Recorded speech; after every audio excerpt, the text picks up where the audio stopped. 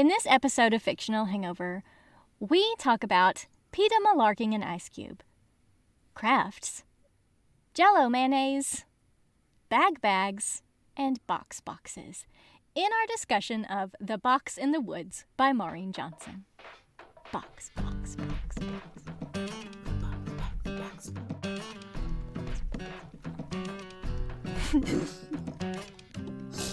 I'm not sorry about it.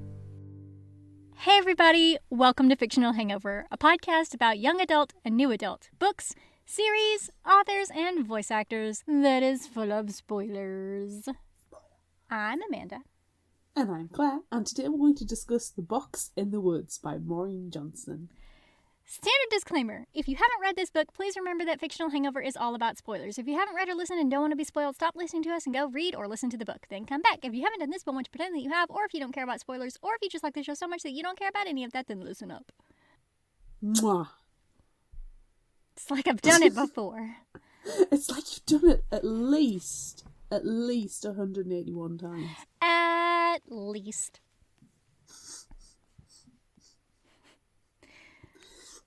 181, jeez. And that doesn't even count the bonus episodes. Those are numbered the same. Yeah.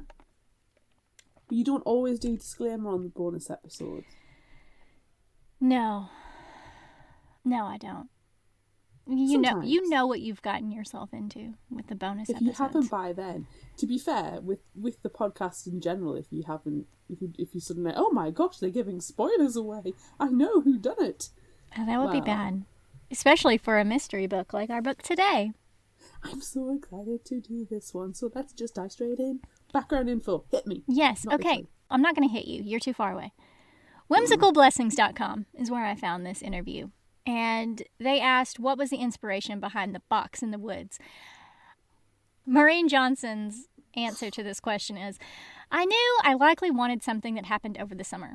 I also wanted somewhere I could bring the characters back together. I also felt like the 70s were the next historical period I wanted to work for with the cold case. All of those things add up to camp. I didn't have to think about it very long. Camp was the right setting. Murder. Remote locations. Serial killers. That's camp for you. Murder. And crafts. Yay. Sign me up. Indeed. I am there. Oh, we love these books so much, Claire. We do. Do you know what I was thinking about Maureen Johnson the other day? Because I was on Goodreads, and a certain anthology came up. A certain festive anthology came up, and it reminded me how we read the book, watched the movie, and still died on the inside. Died so much. But the one story that stood out as actually being fun or having aspects of fun was the Maureen Johnson one. Yeah, it's the only one we didn't hate. Exactly, and then we're like, well, we're gonna have to do the Truly Devious series because everybody's saying how good it is, and we read the synopsis and we're like, this sounds really good. Yeah, I read them. I read them on my own before we even had dreams of covering them on the podcast. And they were so good. I know I entered with trepidation, but oh my god, yeah, so good. I hope there's more. I like that we have the original trilogy, which everyone can go and listen to our episodes about those. And now we have this one that's a standalone. So how many more standalones can she do? You know, an infinite number. Yeah, and I need them. It kind of is probably a bad comparison, but they're a little bit like, I don't know, like Famous Five, like Enid Blyton style books where you have the core characters, but they do a lot of different stories, and they just keep coming back, and there's so much more that can be explored. And you don't even know the side characters very much. No. You don't know the friends very much. So there's so much that's there, and we learn from the original trilogy, which we have covered, each book individually. No, we didn't. No, we did 2 and 1. But we talked to Kate Rudd. Yes. Which was really, really fun. Check out that bonus. She's amazing. Yes.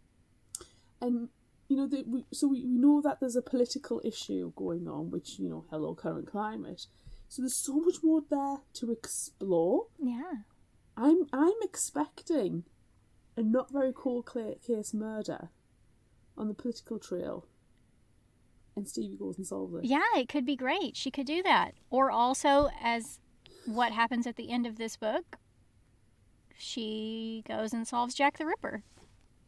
You know what she could? She could. She definitely could.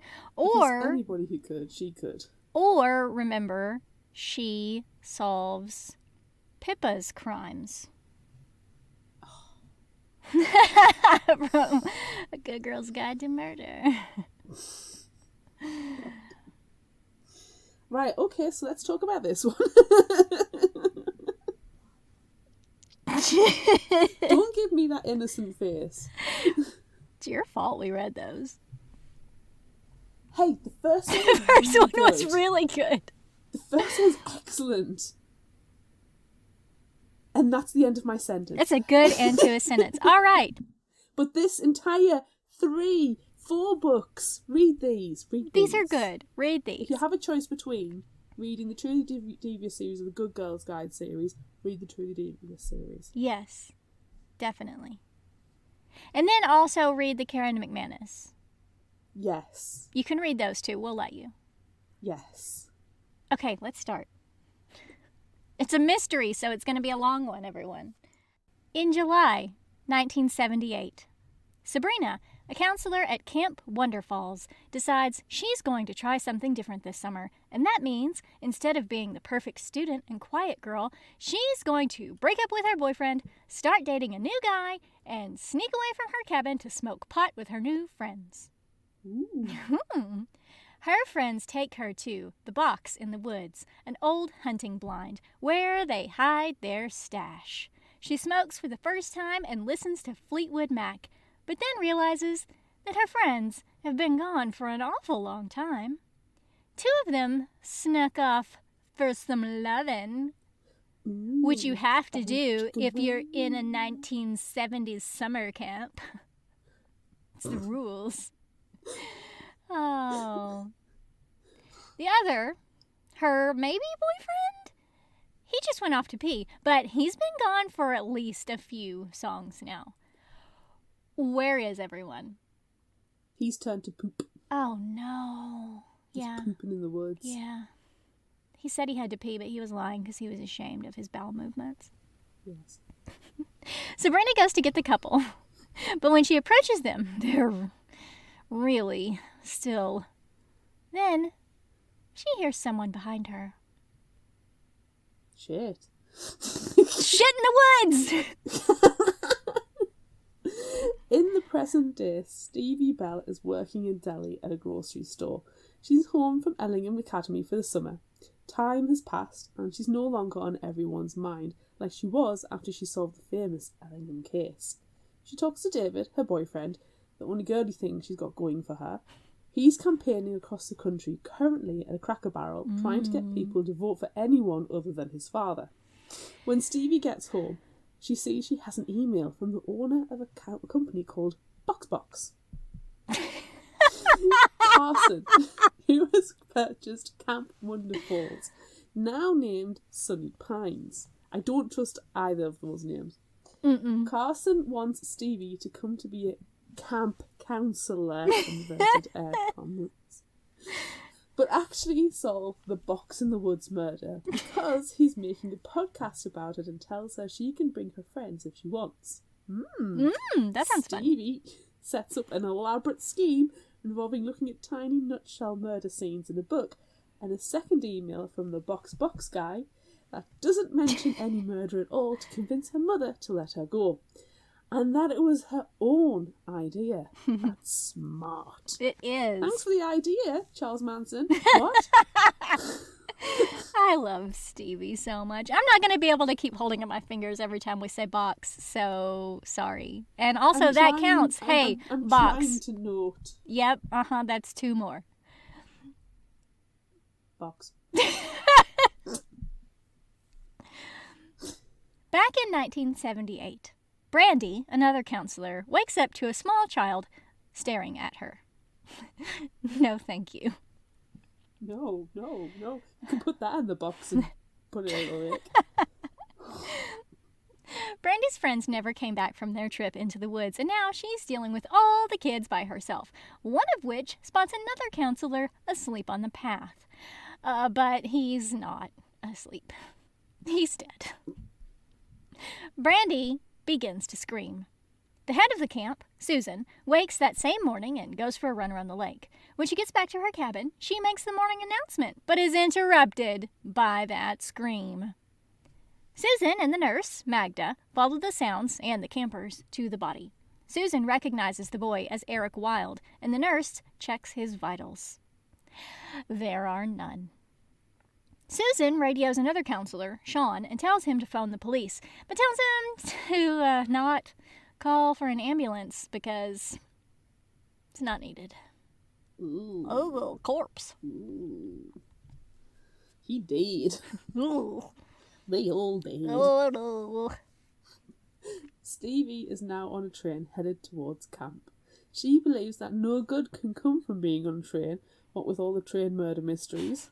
Hercule Poirot, anyone? Ooh, we know Stevie hearts her some Hercule Poirot. Oh, she hearts her Agatha Christie hard. And disappearances that happen on them. But she arrives at her stop and is met by Carson, the shaved-head, sage-smelling, tattooed, yoga pants-wearing hippie owner of Box. Nate and Janelle have already arrived, and David is going to be unable to attend because of his campaign work. He will come visit, though. They go to Carson's home in his Tesla, raise an eyebrow, and talk about having a think jam, raise another eyebrow, and a vegan pizza in the bounce house. How many eyebrows are raised now? 3? 4? This is our third. Okay, I mean, vegan pizza gets another one, and so does bounce house. Yeah. So that's 4 eyebrows? All the eyebrows. All of them. All of them. We need to paint some more eyebrows. We do, just layer them up. Yeah. This is where he and the rest of the box come up with all their ideas. Stevie, Nate and Janelle are each assigned camp jobs, but really, they're mostly there so Stevie can solve the mystery. Janelle will be head of arts and crafts with Stevie as her assistant. She's ridiculously excited about I know, that. I love it. I love Janelle.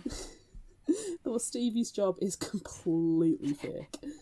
She is not needed. Look, you do not need Stevie if you have Janelle in charge of crafts. Stevie's just there. Imagine Janelle at Norwood Academy with the craft assignments. She would pre-do them before she even got there. She would. She definitely would. Nate's job is also kind of fake. He is the camp librarian who gets to live in the treehouse library and not work on the book that he's supposed to have been writing since we met him way back in Truly Devious. Oh my god, it's the dream. I know. Treehouse library? Yes, please. It will be really difficult to get your books up in a treehouse, though.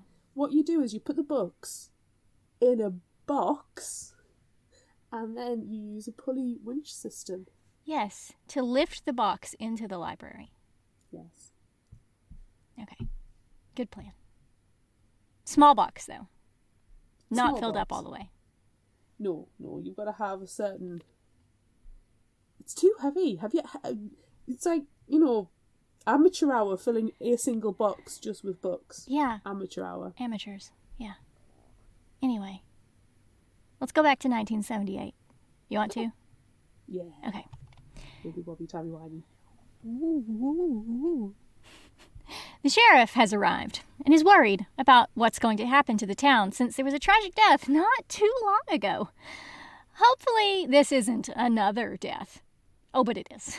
Eric has been stabbed 6 times and his head has been bashed in, and 3 more campers are missing. Patty, another of the counselors, tells Susan and the sheriff that Eric, Sabrina, Diane, and Todd went into the woods to get marijuana at about 11 the night before, and she tells them where they usually go, to the box in the woods. The sheriff finds it, and inside, in white paint, is written the word surprise. Fucking yikes, I don't want to open that box. That is not an accident. It's not an accident.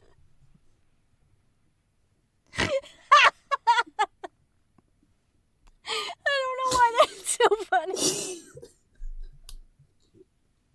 Go on, I'm sorry. I'm just going to crack on.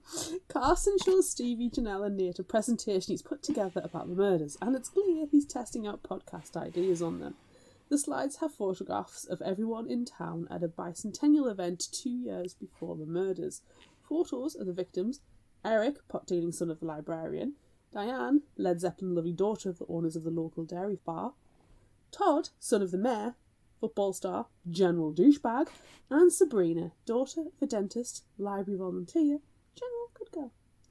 Crime scene photos, including sketches of the 3 bodies found inside the box, and the painted word "surprise," which was not an accident, which was already mentioned. They did it while they were in there. That's how they died. They all got in the box to write "surprise" on the lid, and then they were so high they just stayed in there and suffocated. There, I solved it. Lead-based paint as well. Yes. Solved. Thanks, Stevie. All right, the end. Well, there are also theories of what okay. could have happened. That's there is one. That was We'll one. put a pin in that one. We'll put that in a pin in it, and then put its own little box. Yes, please. The theories are, apart from what Amanda said, a drug deal gone wrong, which is probably not right. Because mine is right. Yes. A serial killer, which is likely given that it was the 70s, and basically everyone was a serial killer then. Plus, there was one nearby who also wrote "surprise" at the crime scenes. And the third was that someone was out for revenge against Todd, who definitely ran over a kid and got away with it. Douchebag. General douchebag. He's General joined the army, the fictional Hangover army. General American and General douchebag. Oh, my General America's just there. Oh, yay. The next day, Carson says he has planned a festival to dedicate a room at the children's library in honor of Sabrina, and then he introduces Stevie to everyone in town. They go to the bakery owned by Patty, who is friends with all the victims, and Janelle is immediately into her cake decorations, which Stevie compares to crime scenes, making Patty feel awkward. Stevie's so good at that. Social interaction. Ooh.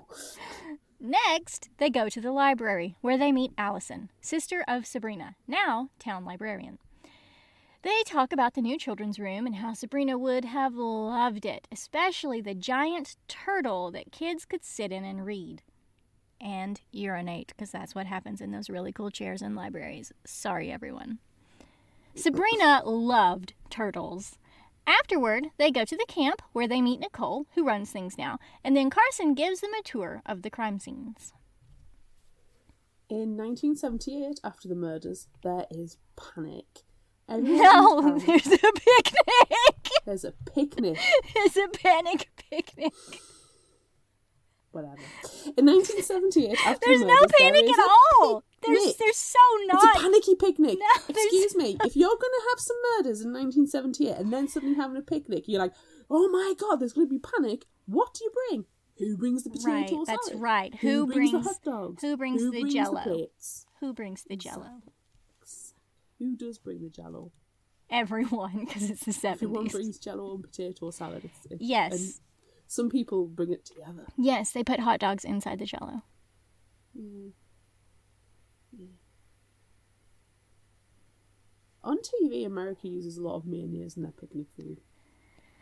There's a lot of mayonnaise involved in a lot of things. I'm not the biggest mayonnaise fan. Just eggs and oil. I like vegan mayonnaise. Do you like vegan pizza? While you're having your think jam in the bounce house? Well, if we're talking about euphemisms. Right, I'm going back to 1978 panic picnics. Okay, yes. In 1978? Oh, for goodness sake. In 1978, after the murders, there is a picnic. Everyone in town is there, and it's very much like the bicentennial event they had a couple of years before, except that one had fireworks and photography, and it even got into Life magazine. Ooh. And this one is subdued and morose, and everybody is talking about dead teenagers. It's not the same. It's not the same. These two things, one is not like the other. Arnold Horn, Patty's father, talks to the mayor, Todd's father, about whether the death of Michael a few months ago and these camp deaths are related. But no, of course not. Todd definitely did not run over Michael. Definitely. Brandy, the counsellor who found Eric's body, and her sister Megan are having a similar conversation not too far away. Brandy thinks that whoever killed the campers might still be around, watching them, and that they're going to come back. Megan says, "No way." Who is right? Ooh. Open box 1, serial killer. Open box 2, nobody's there. Oh, it's just Jell-O and mayonnaise in the second box. Present day, Carson, Stevie, Janelle, and Nate go to the festival that Carson has set up. There are food trucks and vendors, and it's very elaborate. It's an awful lot of work and expense from a guy who sells boxes, but everyone knows he's actually just trying to buy the town's love. Somehow, Carson has gotten everyone still around from the case in the 70s to come to this event. He introduces Allison to a cold case detective, and then she asks her to find Sabrina's diary, but no one's been able to find that. It was lost in the 70s. There's no way it could still exist. After sharing the beautiful new library room, Carson ruins everything by introducing Stevie to the crowd and declaring he's hosting a podcast about the murder, and Stevie is going to solve it. Yikes. Everyone is in a panic picnic. Everyone is in an uproar. Patty comes over and invites them to her bakery to avoid the crowd. Thank goodness. Bakers win the day. They do. Stevie walks around the bakery and spots a picture of Patty's dad on the wall. Patty talks about how he hated having his picture taken, and this one and the other one that ended up in a magazine from the bicentennial are the only ones she ever had of him. When he was in the war, he did lots of spy things in German territory, which made him very stern. She talks about how he bought her everything and how they had a pool and a big house and how she never really had to try to do anything because she had him and he'd pay for anything. But when she didn't even try to apply for college, he got mad and told her to stop hanging out with her deadbeat friends. Ooh, that's awkward. Now that they are literally all dead. Read the room down. Ooh. Anyway, they enjoy some delicious cake, and then Patty offers to tell her story of what happened. Ooh. Settle in, kids. Patty would have been out at the box in the woods that night, but she and her on-again, off-again boyfriend, Greg, had recently gotten caught making up after a breakup, coincidentally caused by Sabrina, who told Patty that she and Greg kissed. Apparently, Greg often made out with other people, but Patty would never really leave him because he was so handsome. They were each on lockdown, Greg in an admin building, and Patty with the nurse and unable to sneak out. She woke up because of the screaming. It was awful. Then, a little bit later, after the town picnic, she and Greg and some others were at the football field, and then Greg drove off drunk or high or something on his motorcycle, crashed, and died. My goodness. It's an entire generation being killed off here. Eesh. Finally, Stevie asks Patty what she thinks happened. And she says it was probably the woodsman or a copycat serial killer because it was the 70s and there were a lot of serial killers back then. I mean, there really was. Yeah, there's a lot of serial killers. I've watched a lot of serial killers documentaries lately, and they're all in the 70s. Yeah, and they were probably all, at least 95% of them at summer camps. Yes. Living in the lake. Having panic picnics. Later back at camp, Stevie, Nate and Janelle talk about what they know about Jason Voorhees is the logical suspect because he lives in a lake and has also been to space, and about how revenge is a good motive to have killed Todd. But why kill more innocent kids if you're angry about an innocent kid being killed? There's a lot to unpack in that sentence. It is. As she tries to fall asleep, Stevie looks over more files that Carson sent. This time, one's about Sabrina being perfect. Then she falls asleep, and a bug or something tries to fly up her nose. No, thank you.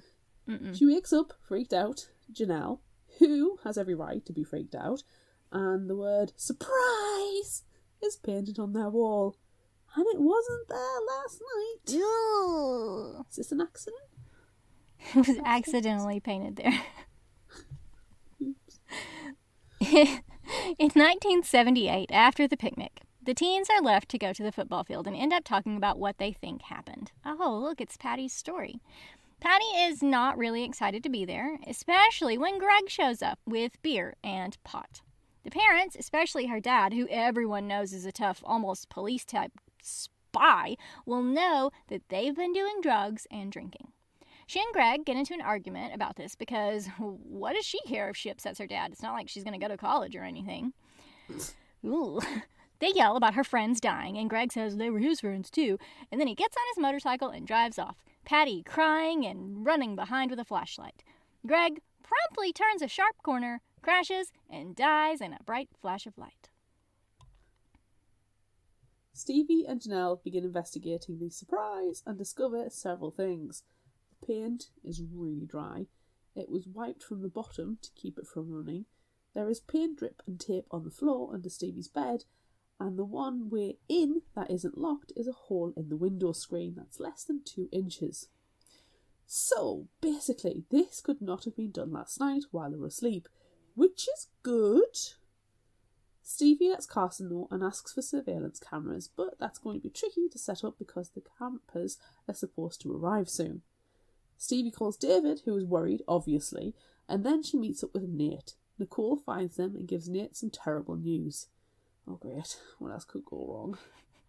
Nate has to fill in as a counsellor with a guy who wants to be a social media influencer. No. Oh. It's Nate's nightmare. Forced socialisation. Oh, it's disgusting. With a douchebag. Oh, it's terrible. It's only temporary though, but still. Carson comes by the camp later with cameras in a fancily patterned box bag. He also shows Stevie that someone left something for him too. It's a box, because he's the box guy, probably. But inside the box are dolls to dress to look like the 3 counselors who got put inside the box and the word surprise is written inside. He gives Stevie the box and she goes back to camp. They all decide that clearly someone is upset about the Box podcast and is trying to scare them, or be a jerk, or both. Janelle hangs the cameras, and then Nicole lets Stevie know that someone is there to see her. That was really hard to say all those boxes without laughing. It's Alison, and she's there to apologise. Alison and Stevie talk about why Stevie is actually there, because someone needs to do something, Stevie responds. It's good enough for Alison, who invites Stevie to meet with her the next morning at her house. Alison says that she knows Kyoko, the librarian at Ellingham, and she seems to think Stevie is a decent human being. That's nice. So Alison wants to help her. That night, Stevie calls David and tells him what's going on. He says he's going to come and see her. She thinks over everything. She's got her friends. She's got a crime to solve. She'll soon have David. She goes to sleep that night, a very happy counsellor.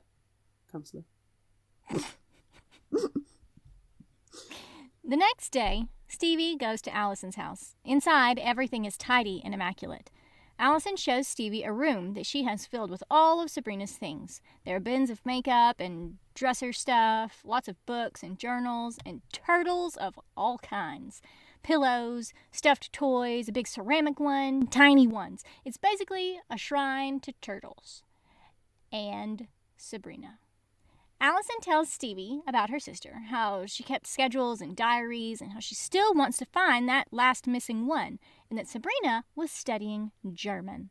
Then she shows her some interlibrary loan slips of 2 books that Sabrina requested at the library about the Third Reich. Ooh, this is very serious stuff for a teenager. Do you not read about the Third Reich over your summer holidays? I don't. Strangely enough. Oh.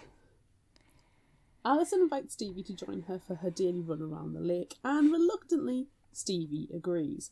I sit there and cringe at all the exercise she's had to do before 7 a.m. No, yikes. Stevie asks about why Alison never left town after the tragedy. She also asks about Sabrina's ex-boyfriend Sean, and if maybe he killed everyone because he was jealous. Alison doesn't believe that, plus everyone knows he was in the cabin with Paul that night. Stevie also asks why Sabrina would hang out with Eric, Diane and Todd, especially Todd, who definitely ran over Michael. Alison says she was ready for change and maybe she couldn't make herself believe that Todd could actually kill someone. They make it to Arrowhead Point, a beautiful cliff spot above the lake, and Alison's daily midway point. Then Alison continues her run while Stevie slogs back to camp. She decides if she can't do anything else to solve the murder, she will at least find Sabrina's diary. It's the only thing she can do. Back at camp, Stevie meets Janelle in the art pavilion. Stevie tells Janelle all about the Sabrina shrine and how Alison collected everything of her sister's. She tells her she wants to try to find the last diary. This inspires Janelle, who, while cleaning and setting up her craft supplies, found an old box of papers, one of which was typed on a typewriter by Sabrina. It isn't anything really important, just a list of craft supplies to buy, and it's full of typos, but Stevie thinks Alison would like to have it. Later, Stevie, Janelle and Nate go to the lake with the other camp counsellors. Janelle is fine and chatty, but Stevie and Nate aren't really conversationalists. Nate's douchey cabin mate guy shoves a hot dog bun in his mouth while making another counsellor film it. Okay. No. It transfixes Stevie and causes her to shout, "Son of a bitch!" and leave. She makes a phone call and sets up a meeting. She knows who wrote the threatening message on their wall and how they did it. Ooh. I really, really loved this scene narrated by Kate Rudd because her son of a bitch, like, it was just stellar. Kate Rudd is fantastic. This was an amazing performance. I think out of all of the Truly Devious books, the narration's spectacular, but this one was just mwah. Yeah. Mwah. Yeah. Okay, so who did it? Who wrote surprise on the wall in the cabin? Tell us. It was Carson! Oh! Carson planted the surprise sign and the doll box using bag fabrics and boxes. He covered the painting with photorealistic fabric and taped it to the wall. Then, in the middle of the night, he pulled it through the hole in the window screen with string. That's that bug that Stevie felt on her face. Carson is excited that Stevie figured it out, but what's worse is that he was going to pretend that happened to them on the podcast. Stevie refuses to help him now, and none of this is okay. She will stay and try to solve the mystery, and will share what she can and tell him things, but this is not how she works. She doesn't hurt people for fun. These are real people with real pain. The only thing that makes this evening okay is the text she gets from David, saying he'll see her tomorrow. Ah, David. The next day starts out as good a day as for Stevie. She takes the list Janelle found to Alison at the library and she really appreciates it. She tells Stevie she'll ask people in town to talk to her. Wonderful. Together, they go to Paul's veterinary practice and Alison suggests they chat because Stevie is a good kid. Stevie and Paul go to Patty's bakery to chat. Paul thinks, yes, of course, Todd ran over his brother. He says there are 3 types of people in town. Those who know Todd did it and tried to help. Those who think he's innocent. And finally, those who knew he did it and didn't do anything about it.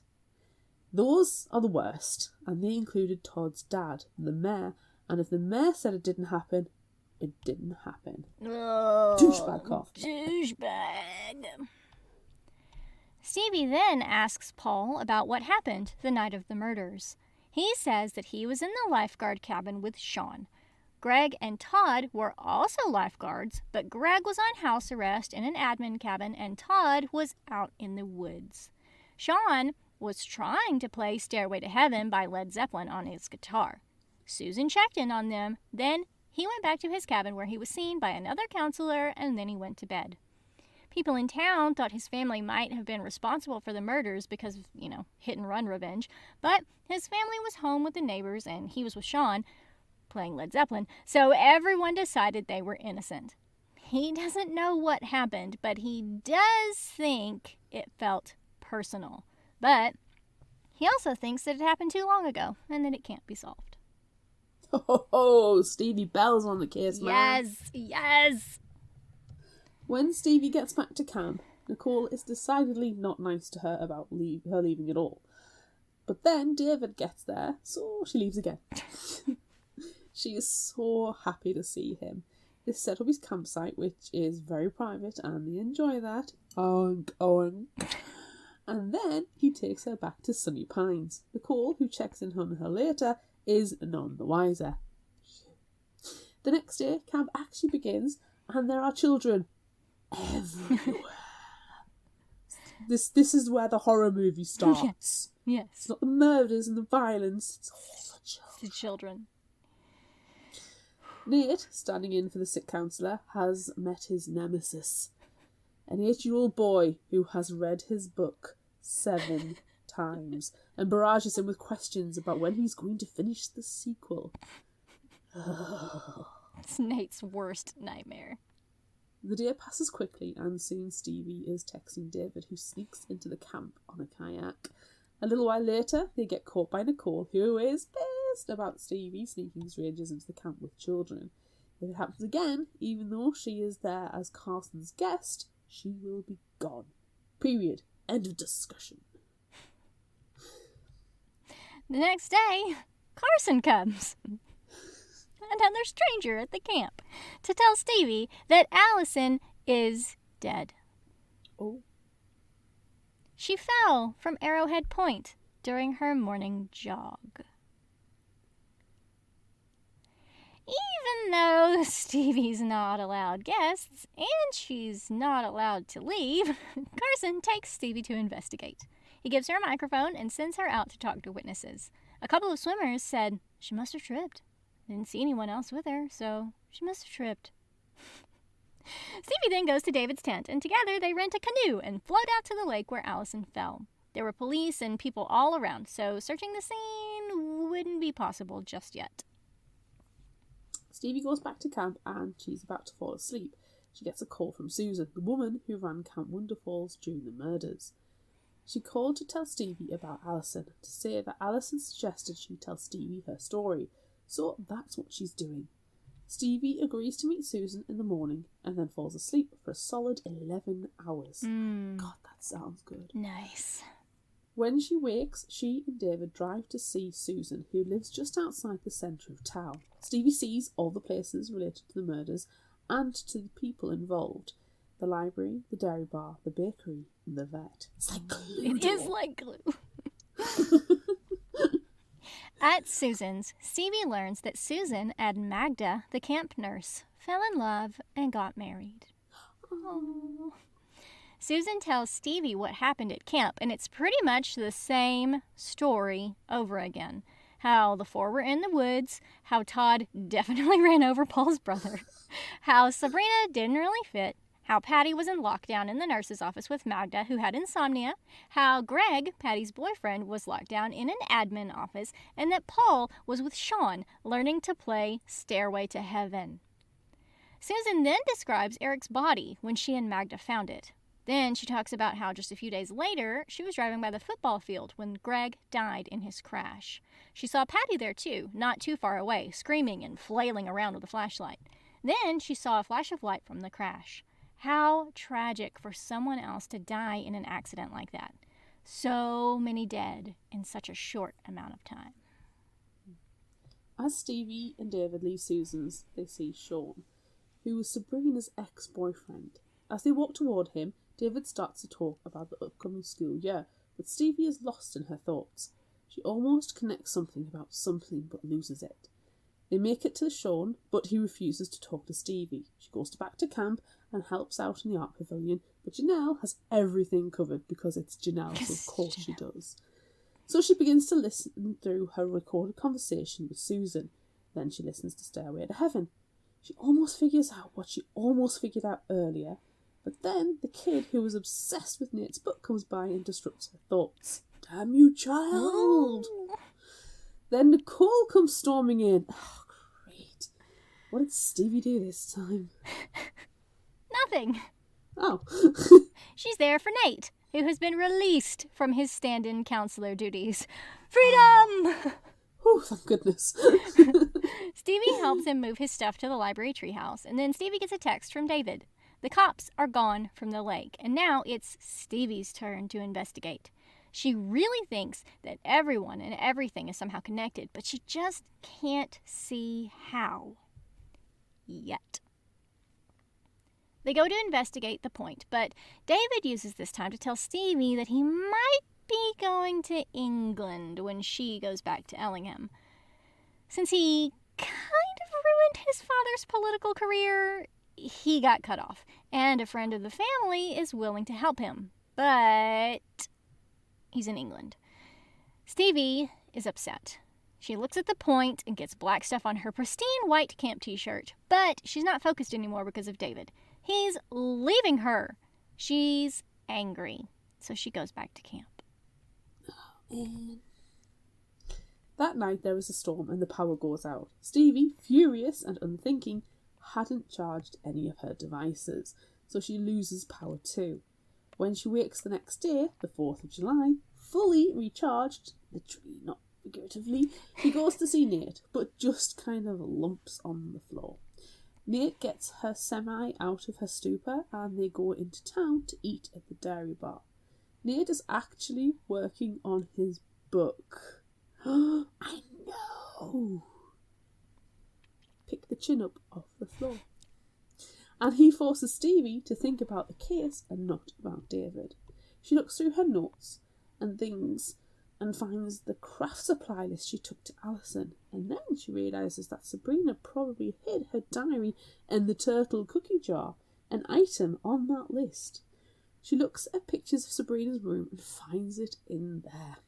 She knows that Alison realised it too after Stevie took her the list, and that is probably why she was killed, because she was definitely killed. She and Nate leave to break into a dead woman's house. Ew. That's a fun bonding experience. It is. They get inside and look for the jar, which is not where it was in the photos Stevie took when she visited with Alison earlier. Alison definitely figured it out then and went home to find the jar when she left Stevie with Paul. Stevie finds the jar in the kitchen, but it is impossible to open, so she smashes it and pulls out the diary that no one has seen since 1978. And then she and Nate hear someone opening the front door. Shit. They manage to get out of the house, but then they discover that the bikes they rode into town are gone. Shit! And then they are shot at. Shit. Oh. This was supposed to be a nice bonding experience in a dead woman's house. No! Gunshots. Burgled bikes. Shit in the woods. All the shit in the woods. All the shit in the woods. Stevie and Nate run into the woods, not to take a shit, but and try to make it back to the camp. But they end up being chased to the same point where Alison died, and they jump in for their lives. Stevie's arm is broken, and she's lost her bag and the diary along the way, but at least she and Nate survive. David happens to spot most of this, jumps into a kayak, and rows out to rescue them. Stevie is so happy to see him. Why didn't he text her or call her after their fight? She figured he left her already, but no. The storm that knocked out the power earlier flooded his campsite and soaked his phone, so he had to move sites and let his phone dry out. He's not terrible after all. Yay! Good thing, because then Stevie passes out. Oh. Stevie comes to in the hospital. She has all sorts of tests done and learns from Nate that Carson had all their pertinent health care information and has taken care of everything secretly, so no parents have to find out what happened. Good? Yeah. As Stevie sits in the hospital, she thinks, foggily, over everything she has learned, and then falls asleep, kind of, to blinking lights and the beeps and hums of the hospital machinery. Before drifting off completely, she buzzes for a nurse and asks for a pen. She writes something on her cast and then finally falls asleep. When she wakes, she calls David and asks him to bring her some clothes. Dressing herself is difficult, what with, all the bangs and the bruises and the cuts and scrapes and the broken arm, but she manages, with David's help, to get into the sweats and t-shirt he brought her. Then they leave the hospital without actually being discharged and head back to the woods. Stevie hopes to find things that she lost in the chase, and after some time she lays down in the grass and makes a plan for what is to happen next. First things first, get Janelle to help her make some crafts. Ooh, crafting montage. Stevie gathers everyone in town to Carson's Think Jam barn. She's about to blow this case wide open. At this point, you're like, how? How? She begins the night revealing that there were not 4 murder victims in the 70s, but 6. And that basically everyone in town is or was lying about something. She first tells about Susan and Paul and Sean the night of the murder, and how the guys playing Stairway to Heaven was a lie. And she could tell it was a lie because it was so specific. Everyone said the exact same thing. Paul actually wasn't there, but he wasn't out murdering anyone. He was meeting a boy. But it wasn't okay to be gay in the 70s, and Susan knew that since she is also gay and was also gay in the 70s. She covered for Paul because she is a hero and she couldn't let him get in trouble for living his own life. And we all love Susan. Well done, Susan. So she made up that story, and unfortunately, they had to keep it up for so long because of the murders. That's not even the interesting stuff, though. It's only the beginning. After revealing this, Stevie says that someone shot at her and Nate because of the diary. Then she pulls it out and begins to read. Oh my god, twist! There is a lot of stuff in the diary because Sabrina really enjoys writing them. But the most important parts start after she breaks up with her good-for-smothering boyfriend, Sean. Good butt smothering, not good for smothering. He is really good for smothering. I think we should smother him because he's good for smothering. Good but smothering. You can keep that in. She breaks up with him in the dairy bar and he gets a little stalkery. Now that's the smothering part. It is. Diane, who works in the dairy bar and overheard the breakup, invites Sabrina to eat lunch with her and her boyfriend Todd and their friends Eric and Patty and Greg. They start spending a lot of time together and they go over to Patty's house a lot since it's the biggest and the nicest and it has a pool and a pool house. Yeah, let's go there. Let's go hang out over there. One time, it's just Sabrina and Greg. He says it's fine that they're there, but when Patty's dad comes home with a guest, they quickly hide in the pool house. Maybe not so okay. Patty's dad has an interesting conversation with his guest that switches from English to German. Luckily, Sabrina knows some of the language and can listen in. But then, somehow, she and Greg start kissing.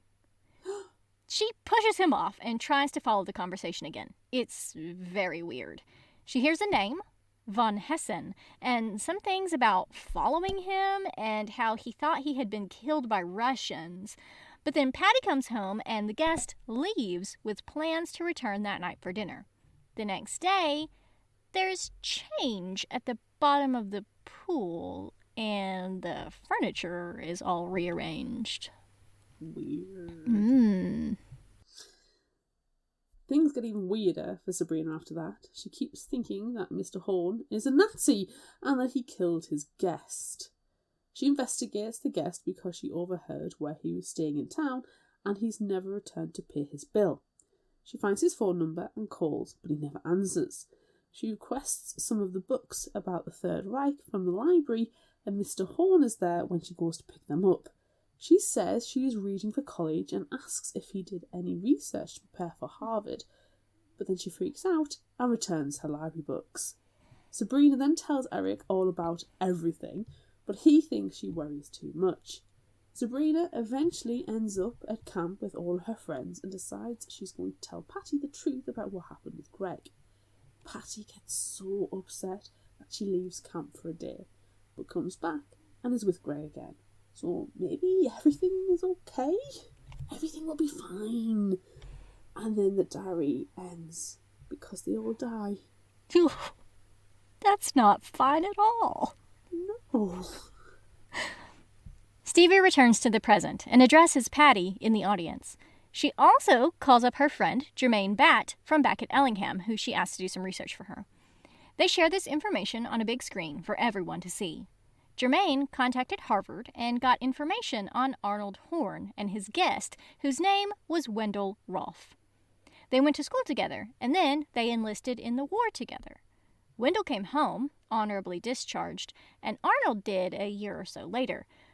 But it wasn't Arnold Horn who came back. It was a Nazi spy named Von Hessen, and Wendell recognized him when he saw the picture of the bicentennial in Life magazine. He came over to the Horn house and was never seen again. Ooh. When Sabrina revealed everything to Patty about her being in the pool house with Greg that day, and then Patty went home from camp, she told her father what happened.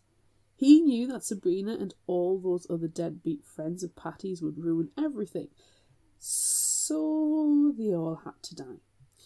Patty went back to camp and got herself in trouble so she wouldn't be in the woods that night, but her friends would be.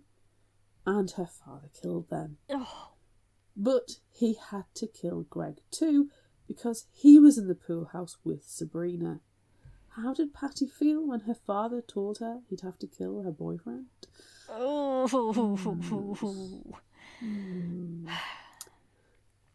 Stevie then reveals how exactly Greg died and how she figured it out. And here's where Janelle's crafting comes in.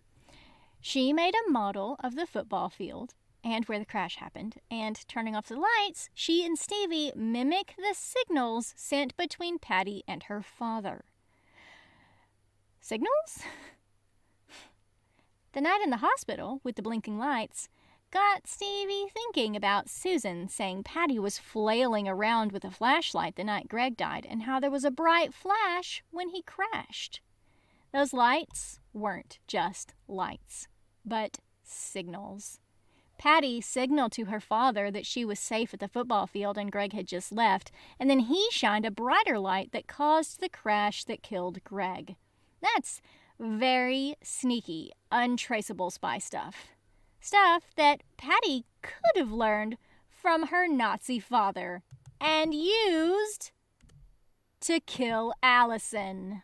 Oh! Twist. Stevie then tells everyone that Patty used ice tinted with food dye from her bakery to cause Alison's death after she learned that she had Sabrina's diary. She probably told Patty all about finding the jar that contained the diary and, well, Paddy couldn't have anyone reading it to find out about her Nazi father. So she put the ice on the point and Alison slipped right off. No one would discover the ice there because, like Stevie said in the beginning when comparing cake decorating to crime scene investigation, investigators work from the outside in.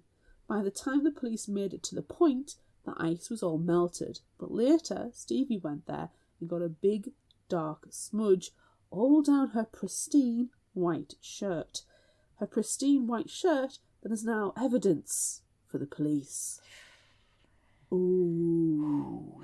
Finally, Stevie reveals one more thing. How does she have Sabrina's diary? She lost it when she and Nate were running in the woods away from Patty, who was shooting at them.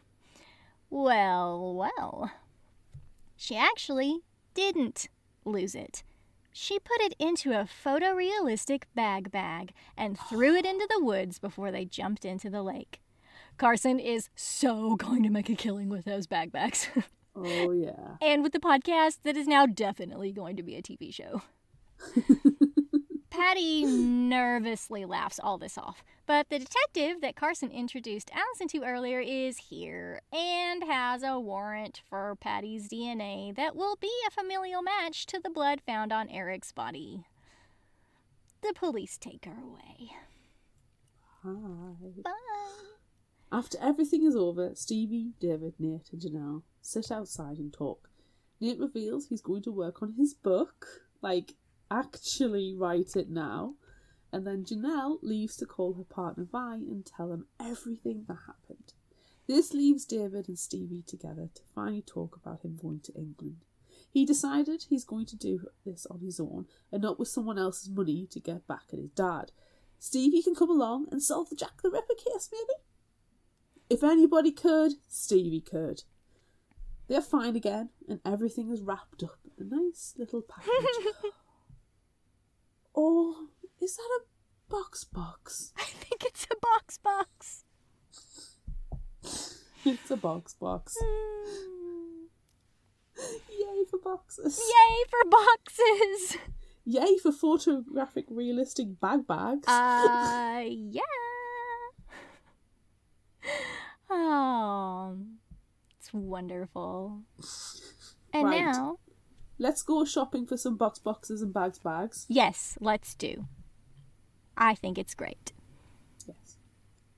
Hi, I'm Michael. I'm Barbara. And I'm Lauren. We are the hosts of Badass Literature Society, a book review podcast where we take book recommendations from listeners like you, read them, and then discuss them on our show. Join us once a month as we dive into the books you picked and talk about them. And don't miss our bonus episodes covering all sorts of random bookish topics that come out in between reviews. Don't worry, if you want to read one of the books, the first part of each episode is designated spoiler-free, so you can listen and see if you'd like to read it, and then come back and listen to the rest later. You can find Badass Literature Society on Apple Podcasts, iHeartRadio, Spotify, Amazon Podcasts, and anywhere else you like to listen. Now, back to the show. All right, we're back from our break. Did you buy all the boxes? I bought every single box known to man. Every single variation. Do you know what? I bought a special box, and it said surprise on the inside. And when I opened it and it said surprise on the inside, Constance came out. Yay! Yay! The Surprise. best kind of box. The best kind of box surprise, one with Constance inside. So we had to invite Constance to chat with us a little bit because she is the baker and Claire and I are the librarians. So it makes perfect sense. She has no political affiliations with anybody. Though I am German, and I'm sorry. Noted. Are you a Nazi? No, I'm just German and blonde and blue-eyed. That's all. Don't hold it against me. I'm sorry. I was just born this way. The only affiliation she has is with cake. Yes, Yes, and that's fine. and bread.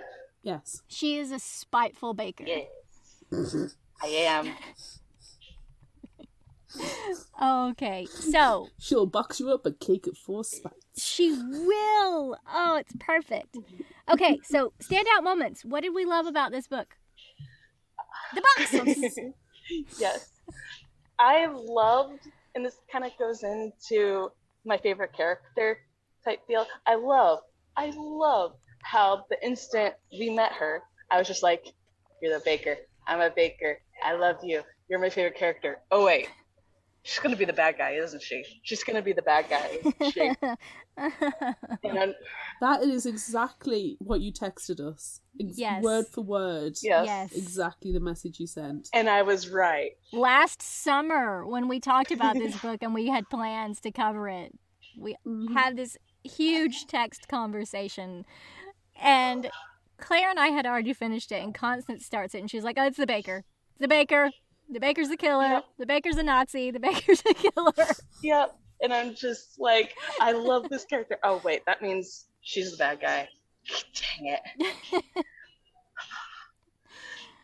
I like the argument that you were like, but she's a baker. She can't be bad. And then we're like, but bakers can be bad people too. They can. And the librarians are always the heroes. Always. You walk around with our box of bookses being heroes. Did you say box of bookses? You have bookses in your pocketses, little hobbit. Yes. They're my precious.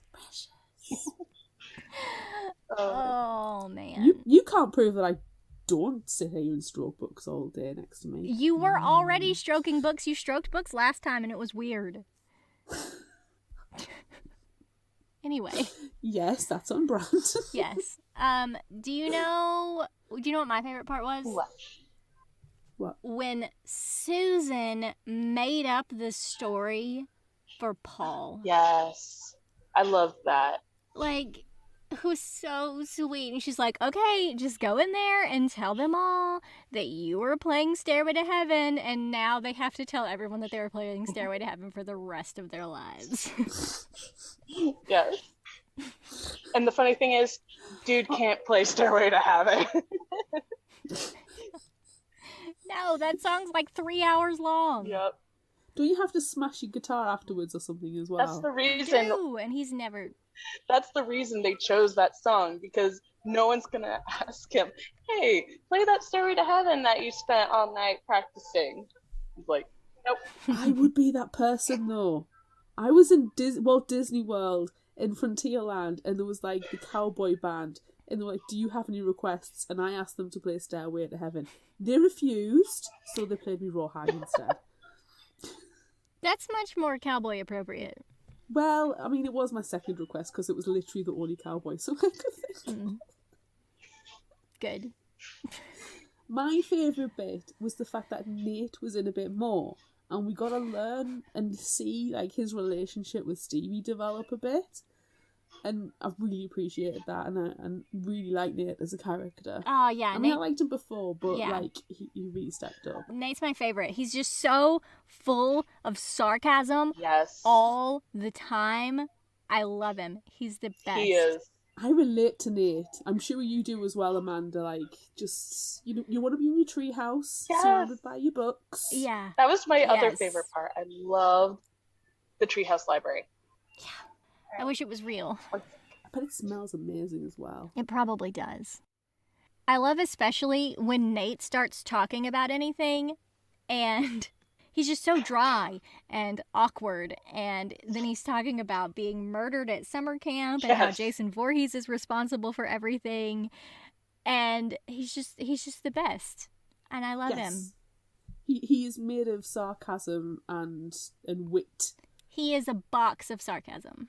He is, and I appreciate that with everything in me.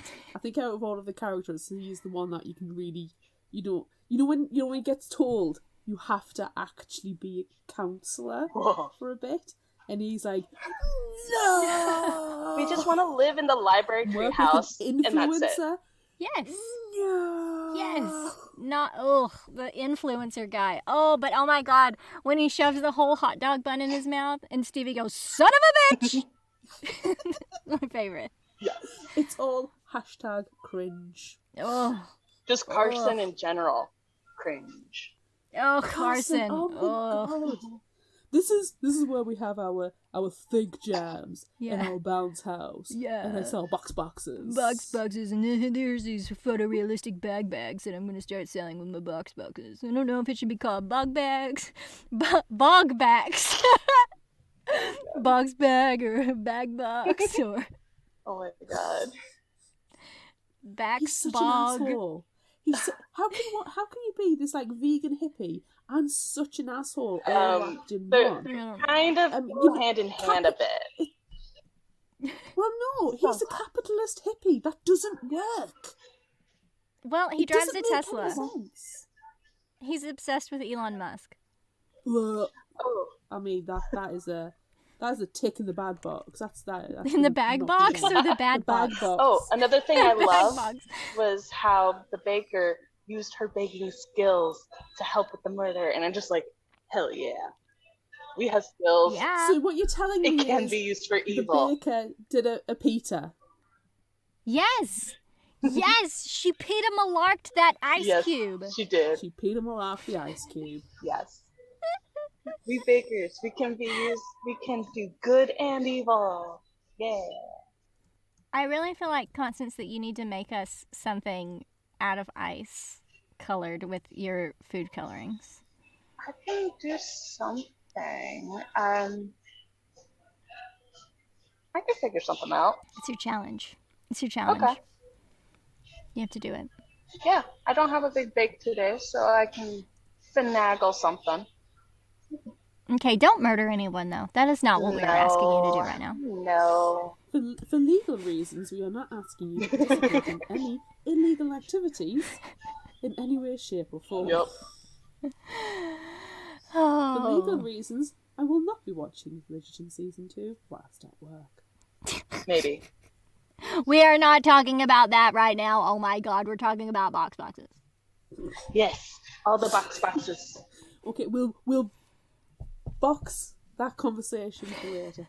Anywho, how good was it that this entire book had that massive summer camp feel of the 1970s, even in modern day, but wrapped up in a delicious murder mystery? And I was waiting for that sweet, sweet Hercule Poirot moment at the end.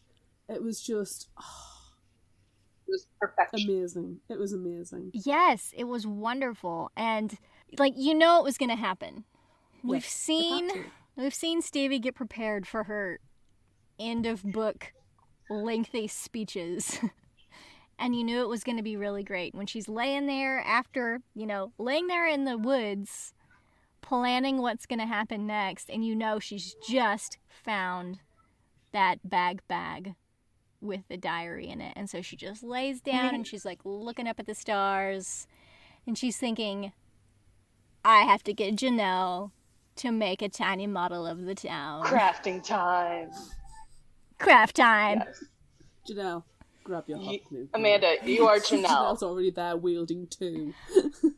I feel like I am Janelle mixed with Nate. Yes.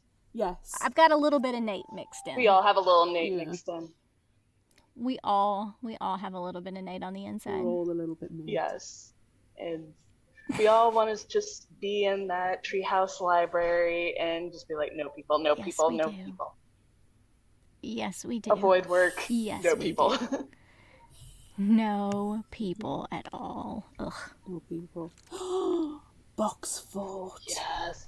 We could make a we box fort with all of Why our don't we build a boxes. Hey, Dylan works at UPS. I can get a lot of boxes. Get a lot of boxes for our box fort. Demand a box fort. Oh, what else? What else is great? Have we said how much of an asshat Carson is? I mean, Yes. I've said how he's Yeah. a hippie capitalist. That doesn't make sense. Putting the surprise on the wall and making shit up to go in the podcast. Ugh, yeah, that was Uncool. gross.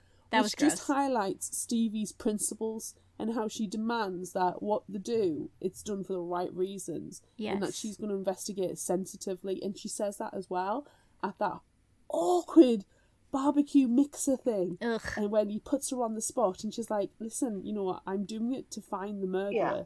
to get closure for people, not to be famous, to get podcasts out of it. I'm doing it for the right reasons. And I really, really respect that. Yeah. The fact that we're on book 4 of The Adventures of Stevie Bell, and she hasn't deteriorated into some kind of murderer. Yeah. As she pointedly refers to another series that we've recently finished covering on the podcast. Oh man.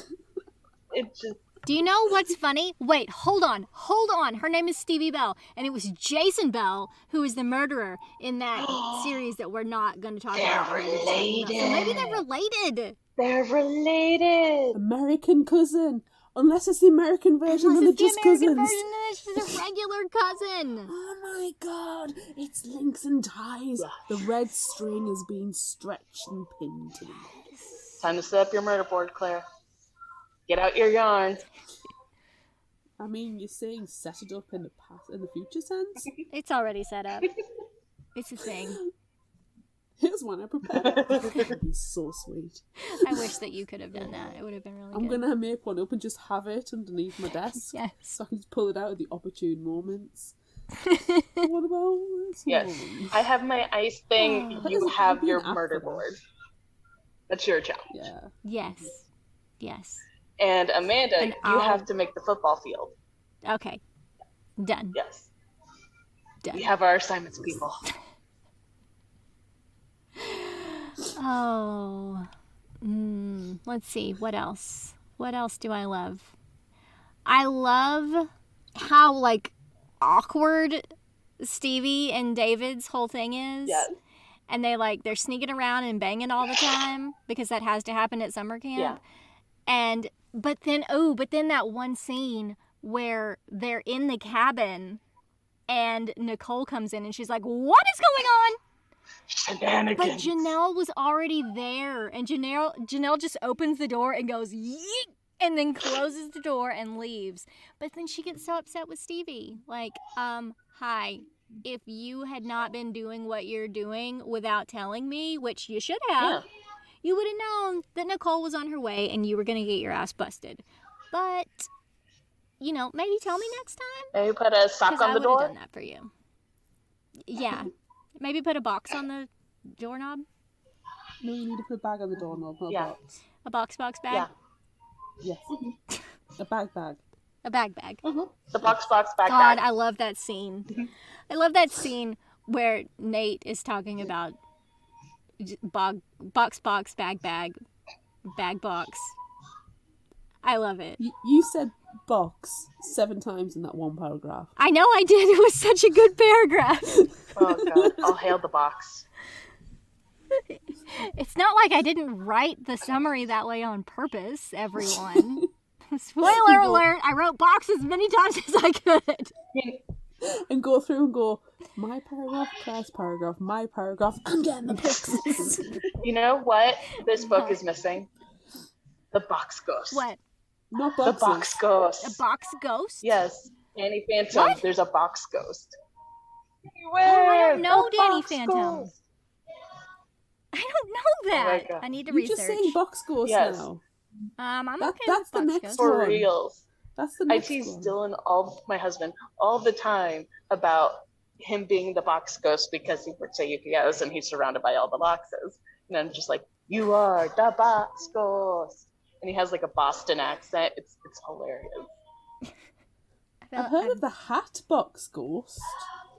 I don't know that either. I don't know of any It's- box ghosts. It's in Disney, I say Phantom Man because that's the French version. The Haunted Mansion in Disney World, there was in Disneyland originally there was a ghost called the Hatbox Ghost because his head was in a hat box and he got taken out and now he's back.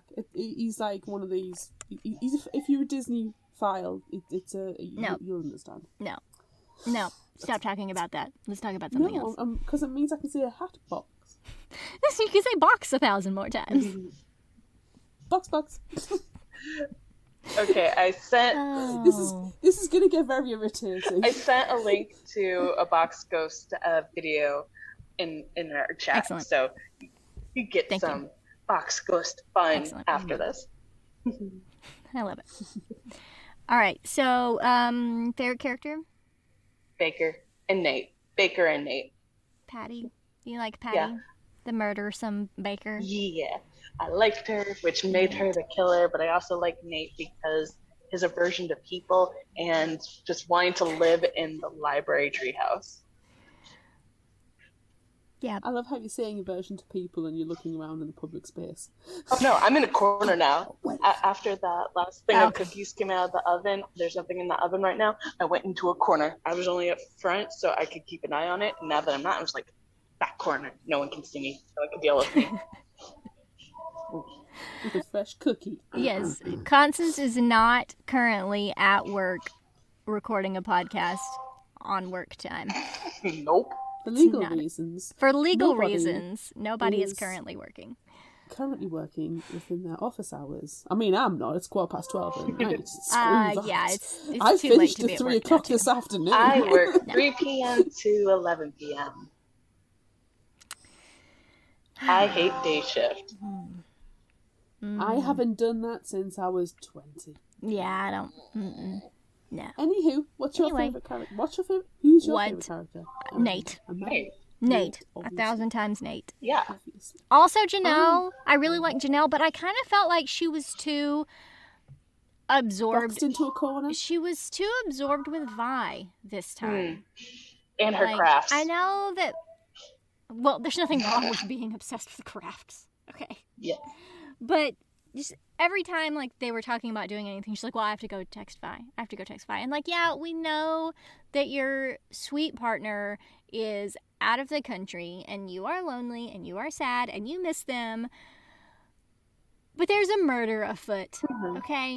Do you know what, though? Janelle wasn't there to solve the murder. Janelle was there to just make a crafts. friend with Stevie. She was there to craft. She Yeah. was there to be distracted while Vi was out of the country. Yeah. And I didn't mind her going and making these periodic calls with Vi because it took her out of the story enough for her to actually be saying, well, she's not there, she's busy doing that. And that's why Stevie ended up with Nate so much, solving the crime, being the Scooby Gang of 2. Yes.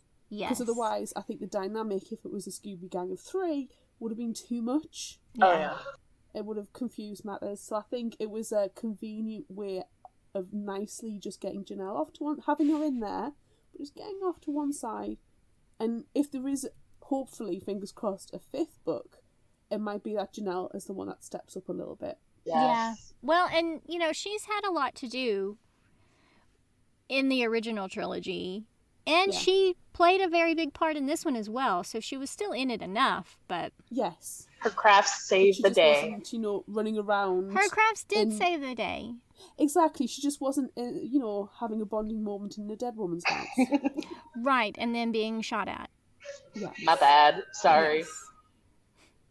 Stop How it, dare Bakers, you man. shoot at us? Bakers.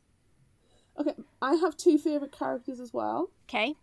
One of whom is Nate, Obviously. obviously. The second one is Lucas. You did not name in the summary because Lucas is the kid who pesters poor Nate enough for Nate to be actually, you know, spurring him into writing the other book. And it was like, Yeah. he was described as the kid who's going to misery Nate's Yes. Yes. And Yes. I think I paused the audiobook at that point just to have a chuckle. Yeah. Yeah.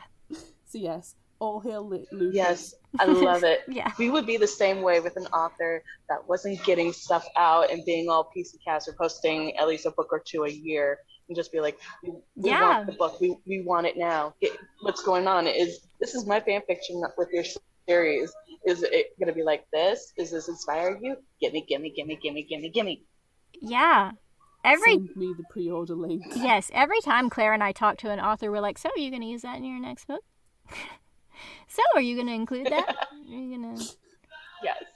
It's the same, like, with Jackson Ford. I swear to God, if there is not someone with a superpower that involves their hair growing and murdering people, then I'm going to be very upset. Yes. Then you're going to specifically mutate that power and go and... I am. I'm Enact going to revenge. send my hair after him. Yes. It's going to happen. It has to happen. It's written down now. That's It has why to I'm happen. growing all my hair out. That's why it's so long. It's to murder people with, apparently. for legal reasons. Amanda For will not legal commit reasons. any murders, violence, or other illegal activities with her hair or otherwise. Thank you for saying that. Surprises! Surprise! We're going to open the box of surprises. Yes, It's the hair. surprise What's in your box has been surprise opened. box, Constance? What It's surprised hair. you? Surprise strikes in Florida, it's hair. Hooray! You know, not. This isn't really a surprise, I guess, but I thought that Stevie got shot. Yeah, didn't she? She got shot at. No, she didn't actually. She did get shot at, yes, a million billion times. But I thought that she actually got shot, and then it seems that she did not get shot. No, I don't So remember that being surprised. shot. That surprised me that I thought that she got shot and that she didn't get shot She did.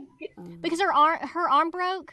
You know, like That was in the fall, though. right, wasn't it, yeah. into water? But in my head, I was thinking she got shot in the arm, and that's Yeah, that's what I like thought when too. she jumped off the edge. No, Maybe her she arm, had cardboard box protection. Cardboard armor. maybe, Yeah. maybe she The did. boxes are so Mine's- strong, it can just protect you from bullets. Yes, yes. It's true, it's a fact. High quality boxes. Check the Wikipedia. That's what it says. My surprise. Nazis? Yes, I was also surprised by Nazis. Yes. I was not expecting the Nazi twist. Yeah, me either. I mean, there's one point of us that thinks I've watched enough Indiana Jones movies that I should expect Nazis. But Yes. at the same time, not in summer camp horror. I know, right? I mean, I knew it was going to be the baker, but when the Nazi thing got in, I was like, where did this come from? What? What? You get whiplash, don't you? That was literal whiplash. Yeah. But it wasn't an unwelcome twist. No, Because it was all very well set up. done. Oh, yeah. Exactly, it was all set up that there was something hinky going on, but you didn't necessarily know specifically what it was. But it was there. You know, the mentions of the war, the mentions of Germany being a spy, coming back looking different. It was Not all wanting there. your picture taken. Yeah. Okay, to be It was fair, all in there. defense of that, from the baker, from the whole thing, sometimes you just don't like your picture taken. I mean, That's exactly. true. I don't. Exactly. And that, again, it's fair. But yeah, Nazis. Yep. And I was like, Nazis? Okay. We're going down the Nazi route. I really like that though, because it wasn't a 1978 masked summer camp murderer. It was Nazis. Of course it was. And like you're expecting it because they say multiple times throughout the text, there were serial killers everywhere in the 70s, man. Yeah. Everyone was a serial killer. Or Nazis. Yeah, both. Serial killing Nazis. Exactly. Hey. That's what happened. That's what did it. Hey. And I'm the next What about you, generation. Constance, what was your surprise?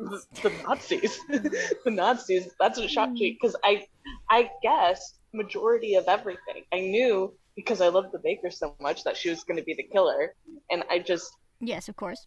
But the Nazi thing, and I figured out it was the dad doing it. Like I guessed that much. Like I figured it was all connected. I just didn't really get how. And then the Nazis came out, and I'm just like, I did not see that coming. What the? Yep. Nazis ruined everything. Bloody And Nazis. the thing with Paul and the Stairway to Heaven stuff, like they yeah. were lying about something. I just wasn't sure. And then it was a heartwarming secret.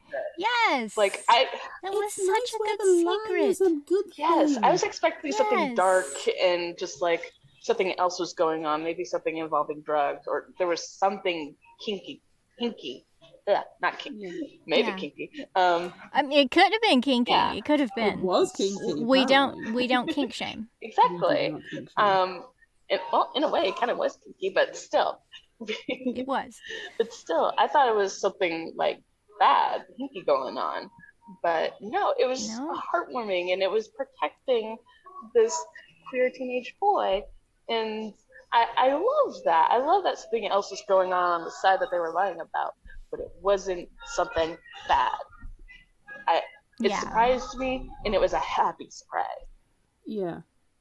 Yeah. I get that. Not- Spend the not entire like the time Nazi hoping that surprise. those twists aren't going to be all bad. And I think that's one of the good things about Maureen Johnson's writing, that when she throws these curveballs and these twists and these potential red herrings at you, they're not always leading to bad times. Yeah. And this one's like, you know, with the Nazis being the bad guys in every sense of the word, and then it's actually, you know, the lies are to protect members of the LGBTQ plus community who the Nazis freaking hate. It kind of like, you know, a lie might be a bad thing, but actually sometimes, you know, the lie helps to protect people. Yeah. And I like that. I like that. Oh. Oh, another thing that surprised me was Sabrina. How, like, much she caught on to everything. Like, most teenagers, they would see what happened and be like, that's weird, and go on doing their thing. But she was just like, this is very sus. She was the Stevie Bell of the 70s. Yeah. Yeah. Like, I wonder what she would have accomplished in her life had she not been brutally murdered Yep. and shoved into a box. She would have solved the Ellingham case. She might have. She would be Stevie's mentor. She could be. Yeah. Yep. Shout out again. I know we've already said while we're doing the summary how much we enjoy Kate Rudd's narration. Yes. But another shout out to her, because she does Stevie so well, and, you know, the socially awkward, sometimes withdrawn, like mentally and or physically wanting to withdraw. She can do that so well in her voice. Yeah. And Stevie's a very relatable character for, I think, every single one of us, yeah. because she's quite introverted. And it's just a fantastic narration. It's just done perfectly. Absolutely perfectly. So another shout out to Kate Rudd. Yes. Yeah, she's amazing. She did so good. She did. She did. Especially the son of a bitch line, Yes. which is my favorite line. That's in your favorite quote, isn't it? You know, I don't think I did put it in my favorite quotes because it's just son of a bitch. Like, does that count? Yeah. No, it has to. It's one of the best parts of the book. I To don't. be fair, how often do we put the favourite quotes inside the summary in our conversations as well? Very Just many to times. Yes. multiply the amount of times we can get the quotes in there. Yes. Yes. It's not like we plan things out in advance. We don't have a script. No. What? No. We fly by the box of our pants. Hey, what was your least favorite part of the book? Oh, that's a good question. Ooh. Nicole. Nicole? Well, Carson being an asshat, I hated him, but it had to be part of the story. But I hated the Nicole character because she was like, "You can't do this, Stevie. You're not allowed to do this, Stevie." And it's like, but Stevie's there not as an active counsellor, but to solve the mystery. Yeah, That but is her sole purpose for being there. The boss and owner of the camp has literally authorised this and is making her, paying her way for this. So can you just shut up? Exactly. But see, I also appreciated her wanting to keep the children safe. Yes. Oh no, I get that. I get So- that, but Stevie is allowed to leave the camp to go to perform her investigation. Yep. That's true. Yeah. David coming onto camp is bad. Oh, yeah. He shouldn't Yeah. have entered. He wasn't a registered guest. He wasn't, that I get that safety aspect. But Stevie should also be, allowed to have carried out her investigation Yeah. by leaving the camp and not be told, you're out.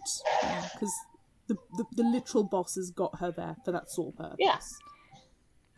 I think That was my least favorite. I think maybe my least favorite is, I don't want to say Stevie and David's relationship, because I love Stevie and David's relationship, and I love that, like, he's trying to tell her things, he's trying to communicate with her, but she was so wrapped up in what she was working on, like, she wasn't focused on what he was saying, and then she realizes, and then she gets crushed, and then she gets upset. But I didn't like that she got so upset with him wanting to leave and do other things. Oh, yeah. She just wanted him to stay there in the background the entire time. Yeah. She doesn't deal well with change, though, does she? No.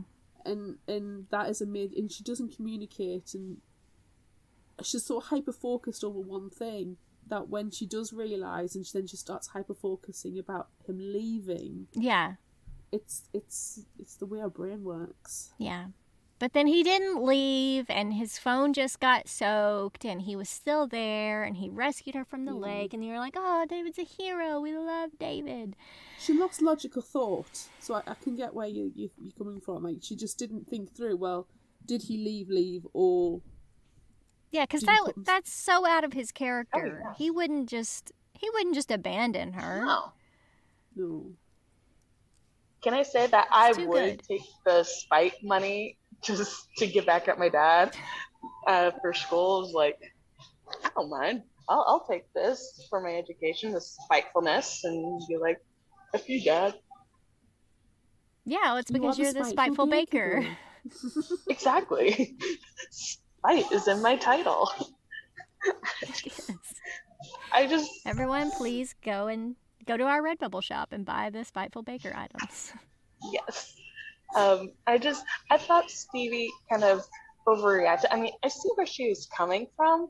I can see it. But I think she overreacted to, like, David telling her all like this. Because, hey, if you have the opportunity for someone to pay for your schooling, don't turn your nose up at it. Go for it. Yeah. Yeah. And just like, okay, so you want the person to be in debt for majority of their life or have someone else pay for it. That also pisses off your dad. That's a win-win right there. Yeah, you should be... I will point out that English education is a heck of a lot cheaper than American Oh, God. Yeah, there's no question about that. But I think, like, she should have been... Obviously, it's okay for her to be upset, but she should have been proud of him for, like, taking a new opportunity and trying to do something. Yeah. She turned it into a situation about her and not about him. Yeah. She did, and I didn't like that. Yeah, normal people but I love don't Stevie get this opportunity. Yeah. Stevie could use some mindful communication, like, lessons. Yeah. I didn't like when she was, like, feeling sorry for herself and, oh, yeah, my poor, rich boyfriend is going to be so sad and he's going to be given all of this money. Poor, pitiful David. Like, no. He's not rich, though. His dad is rich. He's been cut off. He's literally having to work all the hours he can get now, and he's worried about being able to afford his education. Yeah. And it's just essentially what he's been given is an easier scholarship. Yeah. That pisses off his dad. I have a question. Spiteful scholarship. Yes. Oh, the fictional hangover spiteful scholarship. Yes. If only we had any money, we could provide a spiteful scholarship to someone. But we have no money. I love this. Join our Patreon so we can have something. Yeah, so we can give you a spiteful scholarship. Constance, I have a question for you. Yeah. Okay. And Claire, I'm sorry that I have to exclude you from this question, but it is very Southern American. Yeah. Let's see if I can interpret. Okay, we're ready. Constance, what do you think David got to eat and or purchase in the shop when he was at Cracker Barrel? What is a Cracker Barrel? It's a very Southern restaurant. So much Southern food. And it has a shop in the front with tacky trinkets and clothes, and it's so much stuff. Is it like the Southern version of Hard Rock Cafe, but, cheap? Because you know how Hard Rock Cafe, like, always has that the gift shop. You've got to enter an kind of. Yeah, like you can't enter the restaurant before going through the gift shop. You have to go through the gift shop. Yeah. So what do you think? What do you think he ate? Fried chicken. I was actually gonna say chicken fried steak and mac and cheese. Okay. Yeah. Unless... Is that what you get when you go to Cracker Barrel? Oh God, I hate Cracker Barrel. No. Or if it's... I love Cracker Barrel. Cracker Barrel, sponsor the podcast. So we It's can just, give away this I box got scholarship. burnt out on it because my grandmother loves Cracker Barrel. Like, any chance we get, she wants to go to Cracker Barrel. And I'm just like, God. Oh. I will eat the mac and cheese, but I'm just like, I think chicken fried steak and mac and cheese, unless it's breakfast, and then he's getting the pancakes. Yes. I'm blocked from the Cracker Barrel website. Why are you blocked from the Cracker Barrel website? Southern only. Just the request is blocked. That's hilarious. Yeah. I think that he would have bought one of those tins of potato chips Ooh. that's out in front too. And like, Or some like weird jars of candy. you know, the flavored peppermint sticks that they're not peppermint, but like they have tutti frutti and blueberry. Yes. He gets Yes. one of those. Yeah. Or the rock candy. Oh my god, yeah. Rock candy. Yeah. We have Candy Rock in the UK. It's like sugar. Might be the same thing. It's crystallized sugar It's on a just stick crystallized sugar on a stick. This is just yeah. a stick. with rock cake. It's just a pure stick. And if you go to like Blackpool or like a seaside resort, they have like the words printed all the way through. Oh No. no, this is different. It actually looks like rock. It's crystal. We've made some as a program at the library. It's really fun to We make. make it at culinary while, school but it's too. fun. Oh, cool. It's pretty much just I saw a sugar. Twitter thing where they were talking about Kendall mint cake, and Kendall mint cake is basically, you know, like peppermint. It's just basically a hard block of peppermint that the like hikers use, or in the military. It's super sweet, and they just take a little bit, and it kind of gives you that extra, because it's just pure sugar, and it gives you like that energy boost, short-term energy boost, but it freshens your breath because the mint is so strong. Ooh. And there's Edinburgh Rock, which is like, that looks like chalk, you know, like chalkboard chalk, or big chunky street chalk you'd used to draw on the sidewalk. It's like that, but it's actually ridiculously delicious. Well, so now we know, Constance, that we have to send Claire some rock candy. Yeah. I need to send you some Edinburgh Rock and some Candy Rock. Yes. Okay. I'm still trying to find the Cracker Barrel menu. It's not even letting me look at the images. We'll take a screenshot and put it in the chat. We will. We definitely will do that. Okay. Does that bring us to time for Would You Rather and time to say goodbye to Constance so she can get back to work and not get fired because she was recording a podcast while she was supposed to be For legal working? reasons, Constance is not at work. It's outside her employed hours. She is in her own time. Yeah. I can maybe do one For Would You legal Rather question. I think I can do one. Do you want to do We've the already first got one with yours. Yeah. us? That's true. We already do have your response to the first one. Yeah, good point. Yeah, you already have my answer. Yes. I don't remember the question or what I said, but you got it. You have it. It's talking about going to camp. Would you rather go to camp in 1978 or present day? Oh yeah, I wanted to do present day so I can have my Switch and episodes of Fictional Hangover with me. Yes, and that was a really good response. Thank you. We're glad that you gave that response. It was Because Fictional necessary. Hangover is the only podcast that anyone should listen to. Exactly. There's other podcasts? It's a lie. It's a vicious Well, rumor. yeah, because I just want to spend. Spread by Nazis. I want to spend all my time in the tree library with my Switch and my phone while playing on my Switch and listening to Fictional Hangover. That's all I want to do. Yep. It's perfect. Outside, It's perfect. doing all that stuff. No, thank you. Mm-mm. No, there's too many bugs. All right. Ew, Okay. spiders. Blah. Thanks for joining us, Constance. Thank we love you. you. Love you guys too. That's Yay. Spiteful Baker out.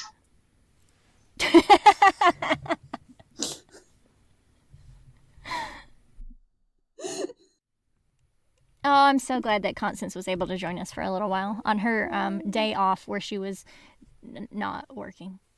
No, she wasn't working at all. No, not at all.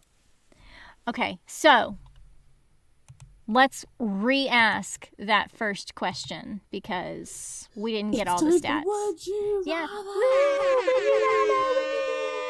Rather? Okay, we asked on social media would you rather? Be it summer camp in 1978 or present day? On Facebook, it was 67% for 1978. On Instagram, everybody's in present day with 53%. On Twitter, it was 75% for the 70s.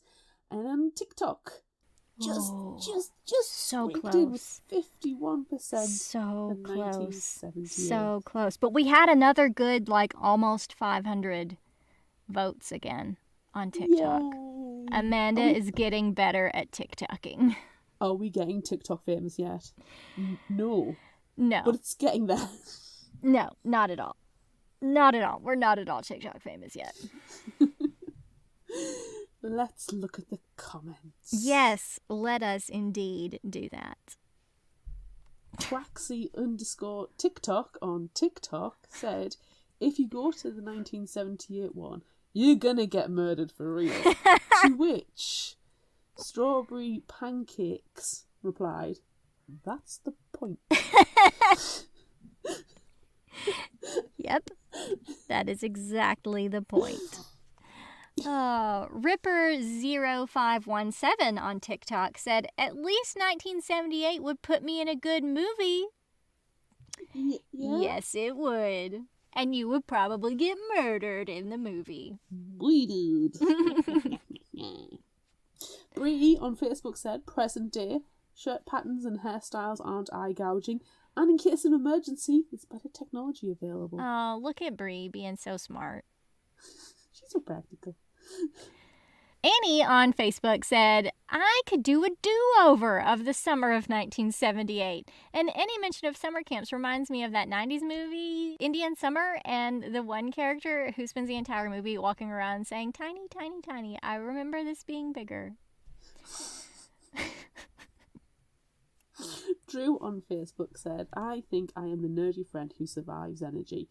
So, take me back to 1978. Oh, yes. Drew's going to be the nerdy one, the only one who survives. She's the last girl. She's the final girl. She's the one who's going to suffer all the trauma. Yeah. The mental trauma and distress.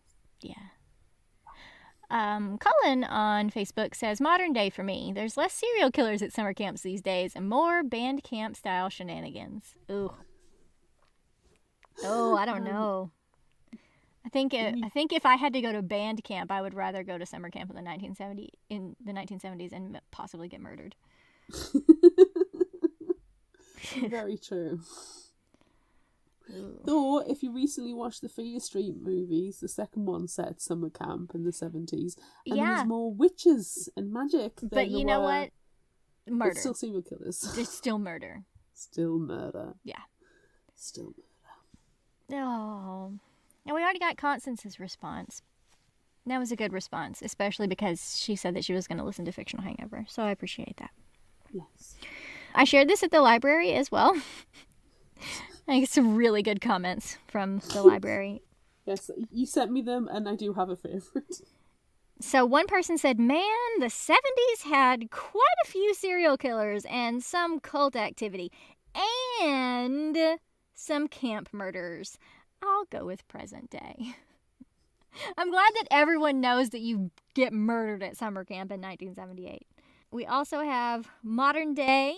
Things seem to be more structurally sound. Also, I'm a girl, so the 70s really ain't where it's at. And then the best one is present day, because 70s men's shorts did not leave enough to the imagination. To which someone replied, this is why I go to the 70s. With a winky. It's the winky that gets it. I love my library. This is such a good place. Oh. Bunch of weirdos, and I love them. I know. It's a wonderful place. It's a wonderful place. So what are you doing? I like the modern conveniences of the modern world.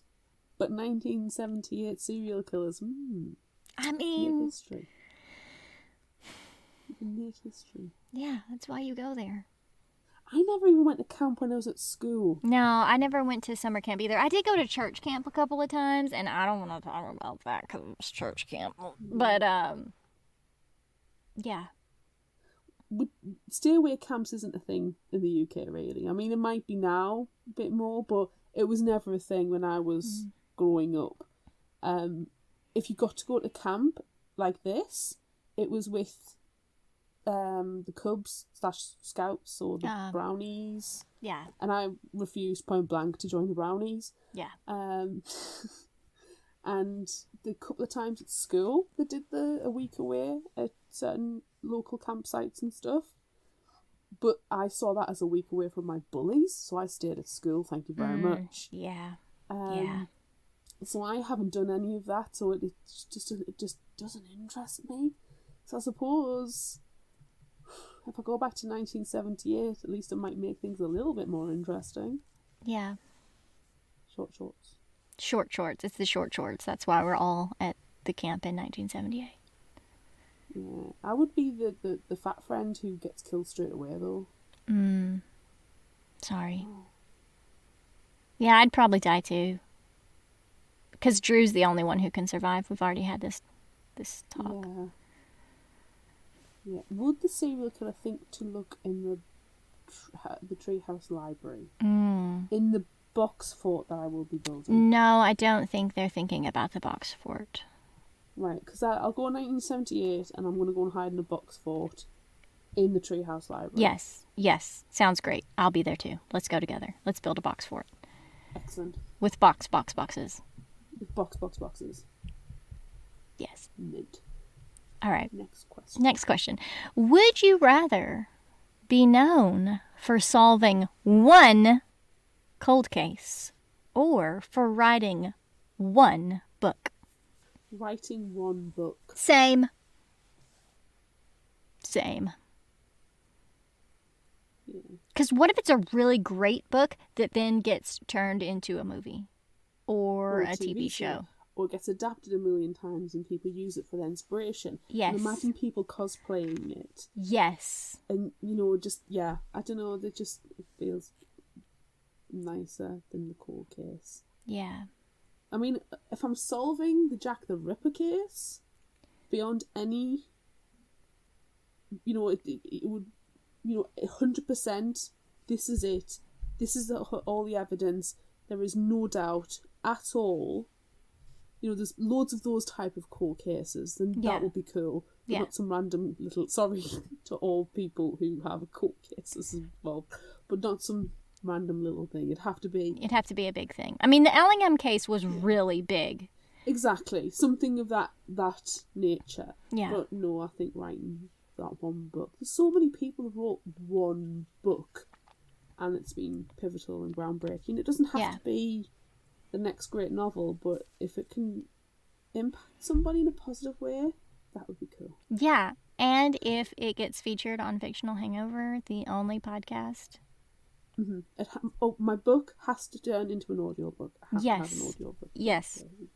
Narrated by me. Sorry. It's fine. Okay. I want mates rates. What? Mates rates. Mates rates? Yeah. Oh, yeah, I won't charge you. Friend discount. Yes. Mates rates. Mates rates. was... Sorry, did I go excessively British? He did. It was excessively British. Excellent. Shrug. Excessively British. TM. Next question. Would you rather constantly listen to Led Zeppelin or Fleetwood Mac? Okay. Is it Stairway to Heaven over and over and over again? Because no. No, you can go through the back catalogue. Okay. The full discography. I can't say the word. Okay. The full back catalogue. I still think I'm going to go with Fleetwood Mac. It's because I like Fleetwood Mac better than Led Zeppelin. Yeah, same. I think Fleetwood Mac is something you could probably listen to more constantly than Led Zeppelin. Yeah. They've got range. Yeah, they do. I mean, Led Zeppelin is also good, but... Oh, gosh, yeah. But yeah, Fleetwood Mac, I think, for me, is... It's the way you gotta go. Mm-hmm. definitely. Because there's so many good songs. Which album was it that she was listening to? I have no idea. I don't remember either.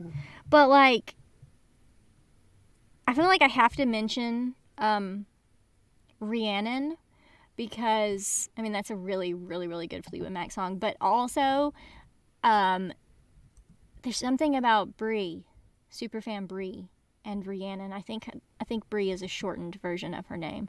And so it's very similar to Rhiannon. And then we talked about it one time, and then I told her that it made me think of Fleetwood Mac. So... Was it Man of the World? I've just Googled Fleetwood Mac 1978 album. I don't know. It probably wasn't the 78 one. It was probably the one before that. Well, it was probably Rumors that came out in 77 because I feel like she talked about listening to Landslide, and Landslide was on that album. Yes. Yes. And that's such a good song too. So clearly we're listening to Fleetwood Mac. Yes. Clearly. Done. Fleetwood Mac. Done, dusted. Let's put that in the box. Put it in the box with the bag. With the bag, wrap it in the bag. Roll. Yes. Next question. Done. Without being murdered. Thanks for that caveat. Would you rather discover what Sabrina discovered or what Stevie discovered? Oh. So Nazis or murder? Nazis or Nazi murder? Oh, that's really hard because just think of how... I mean, I know that Sabrina didn't make it, but how scary it must have been for her to realize, holy shit, my friend's dad is a Nazi. He's murdered someone literally right in front of me. He's probably going to murder more people. And then she sees him at the library with her Nazi books. And she's like, oh, I'm just doing reading for school. Why didn't she have the Nazi books in a bag? Because bag didn't... 1978 version of a bag. Yeah, she should have. But bag wasn't a thing then. This couldn't happen. But just imagine... like bumping into him at the library, and he was there like scoping out the place trying to find her. That's the thing. Sabrina is in a very difficult position because who does she go to? Who does she tell? Whereas Stevie knows how to talk to the police, who to talk to on the police. She knows FBI or something. She's got a bit more wherewithal about how that structure works, where Sabrina seems clueless. Yeah. Understandably so. She's not embroiling herself in crimes and investigations. Yeah. Like Stevie is. So, and who would she have told? What would she have done with that information? Hello, local sheriff. My friend's dad's a Nazi and I think he's murdered someone. Okay, little girl, let's call your parents and see your doctor. Yeah, and then they're like, oh, we better tell the mayor. And he's like, no, he's not a Nazi. He's not murdering anyone. And my son didn't murder anyone either. Let's eat a hot dog and Jell-O. With mayonnaise. With mayonnaise. In both the hot dog and the Jell-O. Yeah.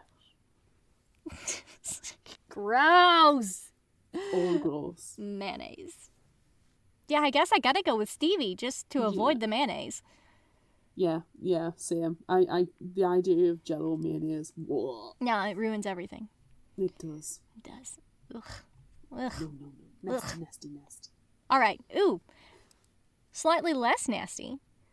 Would you rather eat one of Patty's cakes or any and all of the camp food? Patty's cakes. No, I'm going with the camp food. Which kind of cake are you going to eat? Do you know what? It depends on what mood I'm in. I've been in a more of a savoury mood lately than I have been in a sweet. So probably will go with the camp food. But talk to me next week and I'll be like, cake! Demons come out of that cake. I want to eat the camp food. I mean, I know that we were just talking about how we don't want to eat mayonnaise on everything, but, you know, Stevie doesn't put mayonnaise on her hot dog because that's not a thing that you put on hot dogs. P.S. You do not put mayonnaise on hot dogs. But I would like to eat, you know, It's been ages since I've had a really good hot dog. I love hot dogs with no mayonnaise on. What do you put on your hot dogs? Now, if anyone from the Chicago area is listening, I apologize, but I put ketchup on my hot dogs, which is not a thing there. That is the correct thing to put on them. Yes. Ketchup, plain yellow mustard, no fancy mustard, and preferably sweet pickle relish, but I will take a dill pickle relish as well. That sounds delicious. Yeah. That's my standard. I mean, I also like a good chili dog with cheese and onions. That's pretty good too. But I think I prefer. But now I know that I already said Chicago. I do love a Chicago dog too, with celery salt and poppy seeds and tomatoes and peppers and pickle slices and all of that stuff. That's really good. That's too. a lot of stuff on a hot dog. Oh, I mean, it's so good though. do you know the thing is, like, with hot dogs, unless you're in a restaurant ordering what would be probably considered a gourmet hot dog, a hot dog is the bun, the hot dog, ketchup or mustard or both, and then depending on what they offer, onions. So, like, you know, the crispy onions that you can get, like salad onions, or chopped up onions and fried. And if I'm making them in the house, then we don't tend to have mustard in the house when I make them. I don't mind mustard, but I don't like it on a hot dog. It's too much, and it's usually just ketchup and fried onions. I've never had a fried onion on a hot dog. That's like gourmet standard in my house when it comes to a hot dog. We're gonna have to do that. We're gonna have to try that. I love it when it's like they get really caramelized down. Delish. I like it when the last hot dog is mine, and I get the rest of the onion. Okay, so I misunderstood. You were talking about like the crispy fried onions that you put on salads, or like caramelized onions? Because those are two different things. Both. Two different things. No, I wouldn't put them both on at the same time, but it depends. Like, certain places will all have the crispy fried, and some will have the caramelized. It depends where you're going. Like, at sports events, like football and stuff, they have burger vans. Okay. And the burger vans will do the burgers and will do the hot dogs, but it's all the same kind of fried onions that go on. It's just chopped onions thrown in a pan with oil cooked, caramelized. Yeah. And it smells amazing. Yeah. So good. Yeah. But yeah, that's just bun, hot dog, caramelized onions, ketchup. Do you remember that time that you sent me a can of hot dogs? I do. In the video. And we made videos eating the hot dogs. Mm-hmm. For the Fine Goods podcast. Fine Goods, yes. I had a packet of hot dogs, like, in this, like, the wrap, like, you would get them. Not long after, I think, the video, and it was so smoky. Smoky? Smoky, yeah. It's like they'd been smoked.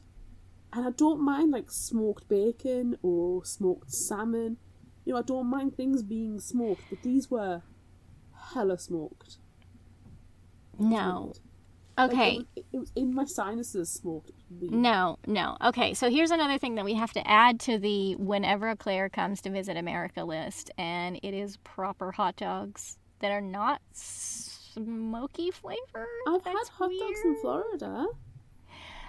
And also we have to go to Cracker Barrel.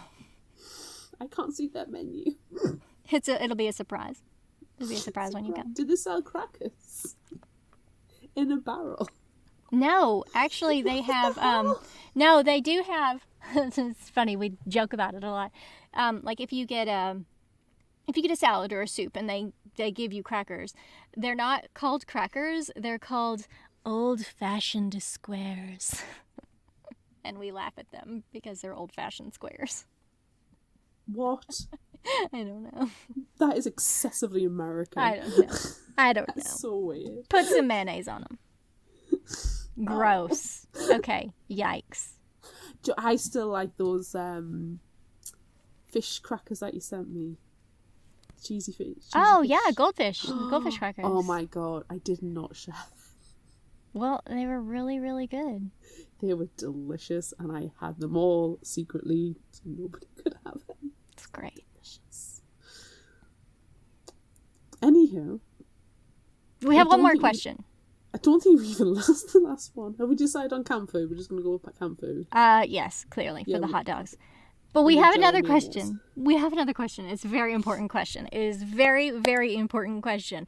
Would you rather have a box or a bag?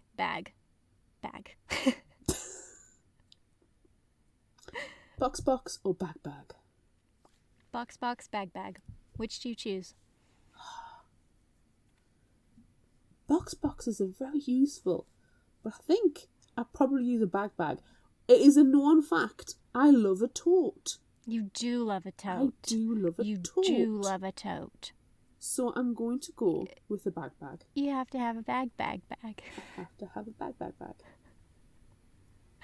I want a box, just so I can have a box. Plus you can put all your crafting stuff in the box. I can. So I want a box. A box inside of a box. Inside of another box. And then I mail that box to myself, and when it arrives, smash it with a hammer. Yeah. What the heck is going on? I don't know, but I'm not sorry about it, whatever it is. No, neither am I, strangely enough. All right. Favorite final thought quote? Got three. Okay. What do you have? That's the thing about speaking. You can talk and have no idea at all what the words leaving your mouth mean or where they came from. That's like what just happened to us. Yes, that's why I've said it. That's what happens to us all the time. Exactly. Word vomit is a disease, and we should be, treated with all due care and due diligence it deserves. Yes. That's a good one. My next one, of course, never question the girl who works in the library. Oh, I had that one too. Yes. Did you? Yes, I love that one. Have I stolen yours? It doesn't matter because we're both librarians. Never question us. And last one, funny how the world shifts when you're in the same space with your friends. The air is energized, the light is warmer. Aww. And I picked that one because it happens every Friday. Oh, that's so sweet. Oh. Put that in the box and mail it. Oh, please do. I love it. What's yours? God, I have so many. I guess I can just stick with 3. Yeah, go for it. I have so many. We're here for the duration. That's true. How long have we been here already? In the glory. Like 6 hours already for this one. Okay. I don't want to know. I don't want to know. Okay. Let's see. Oh, I really like this one. There were for sure snakes at the camp. It was entirely made of snakes. Why hadn't she thought of the snakes? And speaking of snakes, we have another one with creepy crawlies and slitheries. Spiders had it made. This one, for instance. All day now, Stevie was sure she was a she, even though she was a daddy longlegs, had been chilling in this corner under the window bitch, watching over a loose weave of webbing, waiting for a snack to show up. It looked like a good life under there, shooting your own house out of your butt, food flying over to you, everybody basically leaving you alone. But I had to pick that one because shooting your own house out of your butt. Yes, go to the Redbubble and buy the t-shirt. Yes. Please do. Okay, let's see. What else? I'm still going to eat a lot of tacos, but I'm going to do it judgmentally. Sorry, it's a quote from the book, not your life. Oh, I'm sorry. You misunderstood the brief again. I did. Okay, God, I'm just going to keep going. I'm just going to keep going forever. She's like the Hulk, but instead of transforming when she gets mad, it's when she sees crafts. And she doesn't turn big and green. She just makes crafts. So, not like the Hulk, really. You've done it again. Not your life. The book. Okay. I'm the box guy who owns a camp where the box and the woods murders were, so they sent me a box. By the last box, the word had lost all meaning for Stevie.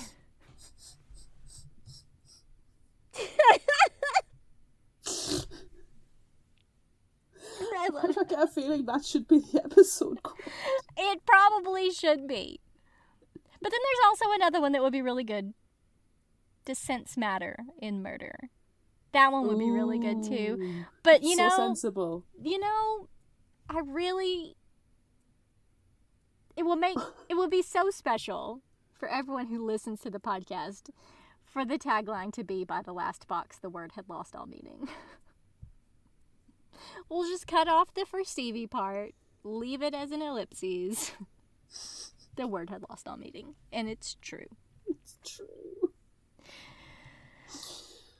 You are Captain Big Box. Bag box. That's also very good. God, I love this book. I love it so much. All right. So if you like this, try this. What are you suggesting? So good. Okay, I haven't read this one, but you know, as I'm looking through books, this one stood out to me. Let's look for the hashtag tenuous link. It's The Cheerleaders by Cara Thomas. Okay. Yeah, I feel like we've talked about this one before. Yeah, I've got a feeling as well, but it felt relevant, so you're getting it again. And the summary's from waterstones.com this time, instead of probably the usual Goodreads. There are no more cheerleaders in the town of Sunnybrook. First, there was the car accident. 2 girls dead after hitting a tree on a rainy night. Then the murders happened. 2 girls were killed by the man next door. The police shot him, so no one will ever know why he did it. Monica's sister was the last cheerleader to die. After her suicide, Sunnybrook High disbanded the cheer squad. No one wanted to be reminded of the girls they had lost. That was 5 years ago. Now the faculty and students at Sunnybrook High want to remember the lost cheerleaders. But for Monica, it's not that easy. After she discovers the letters in her stepdad's desk, unearths an ancient phone, and meets a strange new friend at school, Monica can't just move on. There are no more cheerleaders in Sunnybrook. That doesn't mean anyone else is safe. Ooh. That does sound fun. And what have you got? I have one also that I haven't read. It's called Eyes of the Forest by April Henry. And I think I got this from Goodreads, but I found it in a list. And I don't remember where the list came from. It was probably a library list. After a best-selling fantasy author disappears, only his biggest fan believes he's in danger and has the courage to uncover the truth in this fast-paced mystery with a chilling psychological twist. And hopefully the author is not Nate, and hopefully he didn't get miseried by Lucas. Anyway, Bridget is R.M. Halden's biggest fan. His epic fantasy series, Swords and Shadows, created a lifeline between Bridget and her mom as she lost her battle with cancer. When Bridget met Halden at his only book signing, she impressed the author with her encyclopedic knowledge of the fantasy world he'd created. Bridget has been working for him ever since as he attempts to write his final book. Now, Halden is missing, and Bridget is the only person who seems concerned. Can Bridget piece together Halden's clues and save him before it's too late? Or did she murder him? Surprise! Surprise! Open the box. There's a surprise. Murder. Do we have an indie spotlight this week? It Yes. is the month of indie spotlights. It is the month of indie spotlights, and I found one that is also, kind of got a little bit of a tenuous link. Yay! Kind of. So this one is called Vanish Me by Lee Matthew Goldberg. When former singer Nico Sullivan goes missing, her estranged daughter, Love, finds her mom's old diary. Hashtag tenuous link. Using each entry as a clue to her mother's whereabouts, Love takes a trip to LA with her best friends, Frankie and Caden, where she discovers that her feelings for Frankie may run deeper than she's willing to let on. While diving deeper into her mother's old life, Love struggles with her own social insecurities and abandonment issues. But as she's searching for lost parts of herself, Love also discovers something unexpected. A deep-rooted and shared love of 90s grunge music with her missing mother. Ooh. At turns heartbreaking, inspiring, and mysterious, Vanish Me is a portrait of a teenage girl desperate to find herself among the cracks of her mother left behind. Among the cracks her mother left behind. Not the cracks of her mother. Her mother is not cracking up. Step on a crack, break your mother's back. Oh no. Is that what happened? Possibly. It is possible. Don't step on the cracks. Don't do it. All right. So, jeez. That's it for this episode of Fictional Hangover. I'm Amanda. I'm Claire. Join us next time as we discuss another indie spotlight. Yay. This one is called Try Not to Die at Grandma's House by Mark Toulis and Anthony Spack, with guest podcast The Literary Lushes. Look out for our Would You Rather polls on social media. Don't forget about our book club and monthly challenges on Facebook. Be sure to visit our shop on Redbubble at fictionalhangover.redbubble.com for all your favorite Fictional Hangover themed merchandise, and become a patron of ours on Patreon at patreon.com/fictionalhangover. Until next time, remember, the only cure for a fictional hangover is a box. Actually, it's another book. Sorry. Had to say it one more time. Have to get one more box in, didn't we?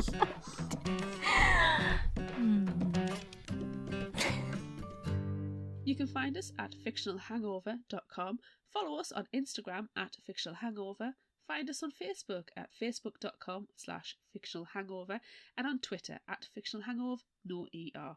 If you'd like this episode, check out our others and rate, review, and subscribe so you don't miss out. And finally, special thanks to Liz Emerson for our music. You can find her on Facebook and Patreon.